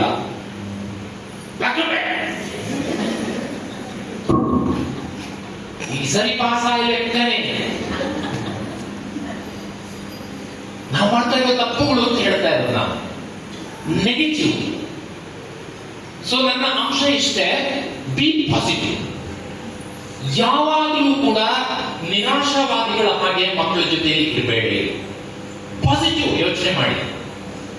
ಬೆಳಿಗ್ಗೆ ಎಬ್ಬಿಸುವಾಗ ನಾನು ಈಗ ಹೇಳಿಕೊಟ್ಟ ಡೈಲಾಗ್ ಇದೆಯಲ್ಲ, ಮಗ ಮಗ ಒಳ್ಳೆಯವನಾಗ್ಬೇಕಲ್ವಾ, ತುಂಬಾ ಮಾರ್ಕ್ ತೆಗಿಬೇಕಲ್ಲ, ಆಗ್ಲೇ ಕಳಿಸಿ. ನಮ್ಮನ್ನು ನೋಡ್ಕೊಂಡು ನೀನು ಒಳ್ಳೆಯವನಾಗ್ಬೇಕಲ್ಲ, ಬದುಕ್ಬೇಕಲ್ಲ, ಮಗಳೇ, ದಯವಿಟ್ಟು ಪ್ರೀತಿಯಿಂದ ಎಬ್ಬಿಸಿ ಮಕ್ಕಳನ್ನ. ಒಂದು ವೇಳೆ ನೀವು ಆಗ ಹೇಳಿದಾಗ ವಾರ್ಟಿನಿಂದ ಎಬ್ಬಿಸಿದ್ರೆ ಇಡೀ ದಿವಸ ಅವನ ಮೂಡ ಅವ ಶಾಲೆಯಲ್ಲಿ ಪಾಠ ಕೇಳುವುದಿಲ್ಲ. ಅದಕ್ಕೆ ಕಾರಣ ನಾವು ಹೊರತಾಗಿ ಅಂದ್ರೆ ನಮ್ಮ ವರ್ತನೆಗಳು, ನಾವು ಮನೆಯಲ್ಲಿ ಇರ್ತಕ್ಕಂಥ ರೀತಿ ಮಕ್ಕಳ ಜೊತೆಯಲ್ಲಿ, ಇದನ್ನ ಬಹಳ ಮುಖ್ಯವಾಗಿ ಗಮನಿಸಬೇಕಾಗುತ್ತೆ. ಆ ಗಮನಿಸಿ ಅವರನ್ನ ಒಳ್ಳೆ ರೀತಿಯಲ್ಲಿ ಸಂಸ್ಕಾರ ಕೊಡ್ತಕ್ಕಂಥ ಕೆಲಸ ಮಾಡಬೇಕು. ಈ ತರದ ತುಂಬಾ ವಿಷಯಗಳಿವೆ. ಯಾಕಂದ್ರೆ ಇನ್ನೊಂದು ದಿವಸ ನಿಮ್ ಜೊತೆಲಿ ಬಂದು ಮಾತಾಡಬಹುದು ಅಂತ ಅನ್ಕೊಳ್ಳೋದು ತುಂಬಾ ಇದೆ. ಯಾಕಂದ್ರೆ ನಾನು ಟೀಚರ್ಸ್ ಬಗ್ಗೆ ಒಂದೆರಡು ಮಾತು ಹೇಳ್ಬೇಕಲ್ಲ. ಈಗ ನೀವು ವೈದ್ಯರು ಸುಮ್ಮನೆ ಸುಳ್ಳೆ ಹೇಳಿದ್ದವರು ಪ್ರಾರಂಭದಲ್ಲಿ ಅಂತ ಸಂಸ್ಥೆ ಬಗ್ಗೆ ಹೇಳ್ಬೇಕು. ನಾನು ಸಾಕು ಅಂತ ಅನ್ಕೊಳ್ತೇನೆ. ಮತ್ತೆ ನಾನಿದ್ರೆ ನೀವು ಕೇಳಿದ್ರೆ ಮತ್ತೆ ಕೇಳ್ಬೋದು. ನಾನೀಗ ನಿಮ್ಮ ಕಡೆ ನಿಂತು ಮಾತನಾಡಬೇಕು. ಒಂದಿನ ಮಾತು ಸರ್ ಚಿತ್ತರಂಜನ್ ಶೆಟ್ಟರಿಗೆ ಮುಖ್ಯ. ಅವರು ಯಾಕಂದ್ರೆ ಈ ಸಂಸ್ಥೆಯ ಬೆನ್ನೆಲುಬು ಅಂತ, ನಿಜವಾದ ಬೆನ್ನೆಲುಬು ಚಿತ್ತರಂಜನ್ ಶೆಟ್ಟಿ ಅವರು. ನನಗೆ ಗೊತ್ತಿದ್ದ ಹಾಗೆ ಚಪ್ಪಾಳೆ ಹೊಡಿ. ಅವರು ಸಮರ್ಪಣಾ ಭಾವದಿಂದ ಈ ಸಂಸ್ಥೆ ನಡೆಸ್ತಾ ಇದ್ದಾರೆ. ಅವರ ಎದುರಿಗೆ ನಿಮ್ಮ ಮಾತನ್ನ ಹೇಳ್ತಾ ಇದ್ದೇನೆ. ಸರ್, ಜೆಸಿ ಇಂಟರ್ನ್ಯಾಷನಲ್ ಸಂಸ್ಥೆ ಅಥವಾ ಈ ವಿದ್ಯಾಸಂಸ್ಥೆ ಏನಿದೆ, ಇದು ಒಳ್ಳೆ ವಿದ್ಯಾಸಂಸ್ಥೆ. ಇಲ್ಲಿ ನಮ್ಮ ಮಕ್ಕಳನ್ನ ಕಳಿಸಿದ್ರೆ ನಾವು ಸ್ವಲ್ಪ ನಮ್ಮ ಜವಾಬ್ದಾರಿಯಲ್ಲಿ ಕೊರತೆ ಆದರೂ ಕೂಡ ಅದನ್ನೆಲ್ಲ ಸರಿದೂಗಿಸಿಕೊಂಡು ನಮ್ಮ ಮಕ್ಕಳನ್ನ ಒಳ್ಳೆ ವಿದ್ಯಾವಂತರಾಗಿ, ಒಳ್ಳೆ ಸಂಸ್ಕಾರವಂತರಾಗಿ ಮಾಡ್ತಕ್ಕಂಥ ಆಡಳಿತ ಮಂಡಳಿ ಇದೆ, ಒಳ್ಳೆ ಸಂಸ್ಕಾರವಂತರಾಗಿ ಮಾಡ್ತಕ್ಕಂತಹ ಅಧ್ಯಾಪಕರಿದ್ದಾರೆ ಎನ್ನುವ ವಿಶ್ವಾಸದೊಂದಿಗೆ ನಿಮ್ಮ ಸಂಸ್ಥೆಗೆ ನಮ್ಮ ಮಕ್ಕಳನ್ನ ಸೇರಿಸಿದ್ದೇವೆ. ನಿಮ್ಮ ಮೇಲೆ ವಿಶ್ವಾಸ ಇದೆ, ನಮಗೆ ನಂಬಿಕೆ ಇದೆ. ಆ ನಂಬಿಕೆಯನ್ನು ನೀವು ಉಳಿಸ್ಕೊಳ್ತೀರಿ ಅಂತಕ್ಕಂಥ ವಿಶ್ವಾಸ ನಮ್ದು. ಜೊತೆಗೆ ಟೀಚರ್ಸ್, ಇಲ್ಲಿ ಒಳ್ಳೆ ಟೀಚರ್ಸ್ ಇದ್ದಾರೆ. ಅವರ ವಿಡಿಯೋ ನೋಡುವಾಗಲೆಲ್ಲ ನಮ್ಗೆ ಅನ್ಸೋದು ಏನು ಅಂದ್ರೆ, ಮೇಡಮ್ ಮಾತ್ರ ಒಳ್ಳೆ ಶಿಕ್ಷಕಿ ಆಗಿದ್ರೆ ವಿಡಿಯೋ ಹೊರಗೆ ಬರ್ಲಿಕ್ಕೆ ಸಾಧ್ಯ ಇಲ್ಲ. ಯಾಕಂದ್ರೆ ತೆಗಿಯೋ ಬೇಕಲ್ಲ ಮತ್ತೊಬ್ಬ ಟೀಚರ್. ಅಂದ್ರೆ ಒಂದು ಸಹೃದಯ ಇದೆ. ನೀವು ಬಹಳ ಸೂಕ್ಷ್ಮ ಸಂಗತಿ ಹೇಳ್ತಾ ಇದ್ದಾರೆ. ಅಂದ್ರೆ ಎಲ್ಲರೂ ಕೂಡಿ ಕೆಲಸ ಮಾಡ್ತಾರೆ. ಇಲ್ಲಿ ಒಳ್ಳೆ ಪ್ರೀತಿಯಿಂದ ಕೆಲಸ ಮಾಡ್ತಾರೆ, ಮಕ್ಕಳನ್ನ ಪ್ರೀತಿಯಿಂದ ನೋಡ್ಕೊಳ್ತಾರೆ. ಆದ್ದರಿಂದ ಒಂದು ಒಳ್ಳೆಯ ಟೀಮ್ ಈ ಸಂಸ್ಥೆಯಲ್ಲಿ ಇದೆ. ಅದು ಪ್ರಚಾರಕ್ಕೆ ಜನಗಳಿಗೆ ಬಯಸ್ತಾ ಇಲ್ಲ, ಪ್ರಶ್ನೆ ಇಲ್ಲ. ಅದು ಒಳ್ಳೆ ಟೀಮ್ ಇದೆ, ಟೀಮ್ ವರ್ಕ್ ಇದೆ. ಅದನ್ನ ನೀವು ಉಪಯೋಗಿಸ್ಕೊಳ್ಬೇಕು. ಆದ್ರೆ ಈ ಟೀಚರ್ಸ್ಗೆ ಹೇಳುವ ಒಂದೇ ಮಾತು ಬಹುಶಃ ಅಷ್ಟೇ ಸಾಕು ಅಂತ ಅಂದ್ಕೊಳ್ತಾರೆ. ಯಾಕಂದ್ರೆ ನನ್ನ ವೃತ್ತಿ ಜೀವನದಲ್ಲಿ ನನ್ನನ್ನು ಶಕ್ತಿಶಾಲಿಯನ್ನಾಗಿ ಮಾಡಿದ್ದು ಆ ಮಾತು. ಬಂಧುಗಳೇ, ಶಿಕ್ಷಕ ಬಂಧುಗಳೇ, ದಯವಿಟ್ಟು ಕೇಳಿಸಿಕೊಳ್ಳಿ. ಈ ಮಾತು ಹೀಗಿದೆ: ನಮಗೆ ಹುಟ್ಟಿದ ಮಕ್ಕಳು ನಾಳೆ ನಮಗೆ ಅನ್ನವನ್ನು ಕೊಡುತ್ತಾರೋ ಇಲ್ಲವೋ ಗೊತ್ತಿಲ್ಲ. ನಮಗೆ ಹುಟ್ಟಿದ ಮಕ್ಕಳು ನಾಳೆ ನಮಗೆ ಅನ್ನವನ್ನು ಕೊಡುತ್ತಾರೋ ಇಲ್ಲವೋ ಗೊತ್ತಿಲ್ಲ. ಆದರೆ ಇಂದು ನಮ್ಮ ಮಕ್ಕಳು, ಕ್ಲಾಸ್ ನಲ್ಲಿರುವ ನಮ್ಮ ಮಕ್ಕಳು ನಮಗೆ ಅನ್ನವನ್ನು ಕೊಡುತ್ತಿದ್ದಾರೆ, ನೆನಪಿರಲಿ ಅಂತ. ನಾನು ಇವತ್ತಿಗೂ ನೆನಪಾಗ್ತೇನೆ. ನನಗೆ ಪೆನ್ಷನ್ ಬರ್ತದೆ. ಪೆನ್ಷನ್ ಬಂದದ್ರಿಂದ ಈ ಶರ್ಟ್ ಹೊಲಿಸಿದ್ದೇನೆ, ಹಾಕೊಂಡಿದ್ದೇನೆ. ಪೆನ್ಷನ್ ಎಲ್ಲಿಂದ ಬಂತು? ನಾನು ಶಾಲೆಗೆ ಕಲಿಸಿದಂತ ಮಕ್ಕಳಿಗೆ ಪಾಠ ಮಾಡಿದ್ರಿಂದ, ಸಂಬಳದ ಕಾರಣದಿಂದ ಪೆನ್ಷನ್ ಬರ್ತಲ್ಲ. ಸೊ ಈ ಶರ್ಟ್ ನನ್ನ ಮಕ್ಕಳಿಂದ, ನನ್ನ ವಿದ್ಯಾಭ್ಯಾಸ ಪಡೆದ ಮಕ್ಕಳಿಂದ ಬಂದಿದೆ. ನಾನು 3 ಹೊತ್ತು ಊಟ ಮಾಡತಕ್ಕಂಥ ಊಟ ನಾನು ಶಾಲೆಯಲ್ಲಿ ಪಾಠ ಹೇಳ್ತಾ ಇರ್ತಕ್ಕಂಥ ಮಕ್ಕಳಿಂದ ನಮಗೆ ಬರ್ತಾ ಇದೆ ಅನ್ನುವ ಪ್ರಜ್ಞೆ ಇದ್ರೆ ನಾವು ಟೀಚಿಂಗ್ ಮಾಡುವ ರೀತಿಯೇ ಬೇರೆ ಇರ್ತದೆ.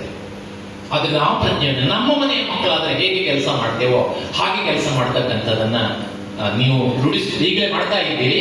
ಅದನ್ನು ಮುಂದುವರಿಸಿ, ಇನ್ನಷ್ಟು ಅದರಲ್ಲಿ ಶ್ರದ್ಧೆಯನ್ನು ತೋರಿಸಿ ಅಂತ ವಿನಂತಿಸ್ತೇನೆ. ಮತ್ತು ಪೇರೆಂಟ್ಸ್ ಮತ್ತು ಟೀಚರ್ಸ್ ಎಲ್ಲರನ್ನ ಸೇರಿ ಹೇಳುವುದು, ಒಂದು ಮಗುವಿಗೆ ಪಠ್ಯ ಮತ್ತು ಪಠ್ಯೇತರ 2 ರೆಕ್ಕೆ ಇದ್ದ ಹಾಗೆ. ಬಹಳ ಚಂದದ ಒಂದು ಮಾತಿದೆ. ಸಮಯ ಜಾಸ್ತಿ ಹೋಗ್ತಾ ಇದೆ, ನಾನು ಸಮಯ ಮೀರಿ ಹೋಗಿದೆ. ಏನು ಅಂದ್ರೆ, ನೀವು ಗಮನಿಸಿ, ಒಂದು ಹಕ್ಕಿ ಆಕಾಶದಲ್ಲಿ ಹಾರ್ತದೆ. ಹಾರಿ ಮೇಲೆ ಕೂತ್ಕೊಳ್ಬೇಕು ಅಂತ ಅನಿಸಿದ್ರೆ ನೆಲಕ್ಕೆ ಬಂದು ಕೂತ್ಕೊಳ್ಳೋದಿಲ್ಲ, ಯಾವುದೋ ಮರದ ಯಾವುದೋ ಕೊಂಬೆಯಲ್ಲಿ ಕೂತ್ಕೊಳ್ತಾರೆ. ಯೋಚನೆ ಮಾಡಿ, ಆ ಕೊಂಬೆ ಗಟ್ಟಿ ಇದೆಯೋ ಇಲ್ವೋ ಹಕ್ಕಿ ಗೊತ್ತಿಲ್ಲ, ಆದ್ರೆ ಹೋಗಿ ಕೂತ್ಕೊಳ್ತಾರೆ ಕೊಂಬೆಯಲ್ಲಿ, ಸಲೀಸಾಗಿ ಕೂತ್ಕೊಳ್ತಾರೆ. ಯಾಕೆ? ಏನು ವಿಶ್ವಾಸ, ಏನು ನಂಬಿಕೆ ಕೇಳಿದ್ರೆ, ಒಂದು ವೇಳೆ ತಾನು ಕುಳಿತಿರ್ತಕ್ಕಂತಹ ಕೊಂಬೆ ಮುರಿದ್ರೂ ಕೂಡ ನನಗೆ 2 ಗಟ್ಟಿಯಾದ ರೆಕ್ಕೆಗಳಿವೆ, ನಾನು ಹಾರಿ ಬದುಕಬಲ್ಲೆ ಎನ್ನುವ ವಿಶ್ವಾಸ. ನಮ್ಮ ಮಕ್ಕಳಿಗೆ ಪಠ್ಯ 1 ರೆಕ್ಕೆಯಾದರೆ ಪಠ್ಯೇತರ ಇನ್ನೊಂದು ರೆಕ್ಕೆ. ಈ 2 ರೆಕ್ಕೆ ಬಲಿಷ್ಠವಾಗಿದ್ರೆ ನಮ್ಮ ಮಕ್ಕಳು ಜೀವನದಲ್ಲಿ ಬಹಳ ಸುಖವಾಗಿ ಜೀವನ ಮಾಡ್ತಾರೆ. ಎಲ್ಲಿ ಬೇಕಾದ್ರೂ ಬದುಕ್ತಾರೆ, ಎಲ್ಲಿ ಬೇಕಾದ್ರೂ ಹೋಗಿ ಬದುಕ್ತಾರೆ. ಬರೇ ಪಠ್ಯ ಆದ್ರೆ ಆಗುದಿಲ್ಲ. ಗಮನಿಸಿ, ಪಠ್ಯದ ಜೊತೆಯಲ್ಲಿ ಸಂಗೀತವೋ, ನೃತ್ಯವೋ, ಇನ್ನೇನು ಸ್ಪೋರ್ಟ್ಸ್ ಇನ್ನೇನಿದೆ ಅದಕ್ಕೂ ಬೆಂಬಲ ಕೊಡಿ. ಆದ್ರೆ ಅವರಿಗೆ ಎಚ್ಚರ ಪಡಿಸ್ತಾ ಇರ್ಬೇಕು. ಇವತ್ತಿನ ವ್ಯವಸ್ಥೆಯಲ್ಲಿ ಅಂಗಬೇಕು. ಅಂಕ ತೆಕ್ಕೊಳ್ಬೇಕು, ಟಾಪ್ ಸ್ಕೋರೇ ಆಗ್ಬೇಕು ಅಂತಿಲ್ಲ, ಅಂಕ ಬೇಕು. ಆದ್ರೆ ಅಂಕದ ಜೊತೆಯಲ್ಲಿ ಪಠ್ಯೇತರವಾಗಿರ್ತಕ್ಕಂಥ ಹವ್ಯಾಸವನ್ನ ಬೆಳೆಸ್ಕೊಂಡ್ರು ಅಂತಾದ್ರೆ ಅವ್ರು ಒಳ್ಳೆ ಮನುಷ್ಯರಾಗಿ ಈ ಸಮಾಜದಲ್ಲಿ ಬದುಕಲಿಕ್ಕಾಗ್ತದೆ. ಆದ್ರಿಂದ ತುಂಬಾ ಸಲ ಉಂಟು, 10ನೇ ಕ್ಲಾಸಿಗೆ ಬಂದ ಕೂಡ ನಮ್ಮ ಟೀಚರ್ಸ್ ನಮ್ಮ ಪೇರೆಂಟ್ಸ್ ಹೇಳಿಕೊಂಡೆ, ಈ ಸಲ 10th ಡ್ಯಾನ್ಸ್ ಎಲ್ಲ ಇನ್ನಿಲ್ಲ, ಇಲ್ಲ ಡ್ಯಾನ್ಸ್ಗೆ ಹೋದ್ರೆ ಅವನು ಜಾಸ್ತಿ 4 ಮಾರ್ಕ್ ಜಾಸ್ತಿ ತೆಗಿತಾನೆ, ನೆನ್ಪಿಟ್ಕೊಳ್ಳಿ. ಯಾರನ್ನು ಕೂಡ ಪಠ್ಯೇತರದಿಂದ ದೂರ ಮಾಡಬೇಡಿ. ಆದ್ರೆ ಅತಿ ಆಗದ ಹಾಗೆ ಬ್ಯಾಲೆನ್ಸಿಂಗ್ ಮಾಡುವ ಜವಾಬ್ದಾರಿ ನಮ್ಗೆ ಇರ್ತದೆ.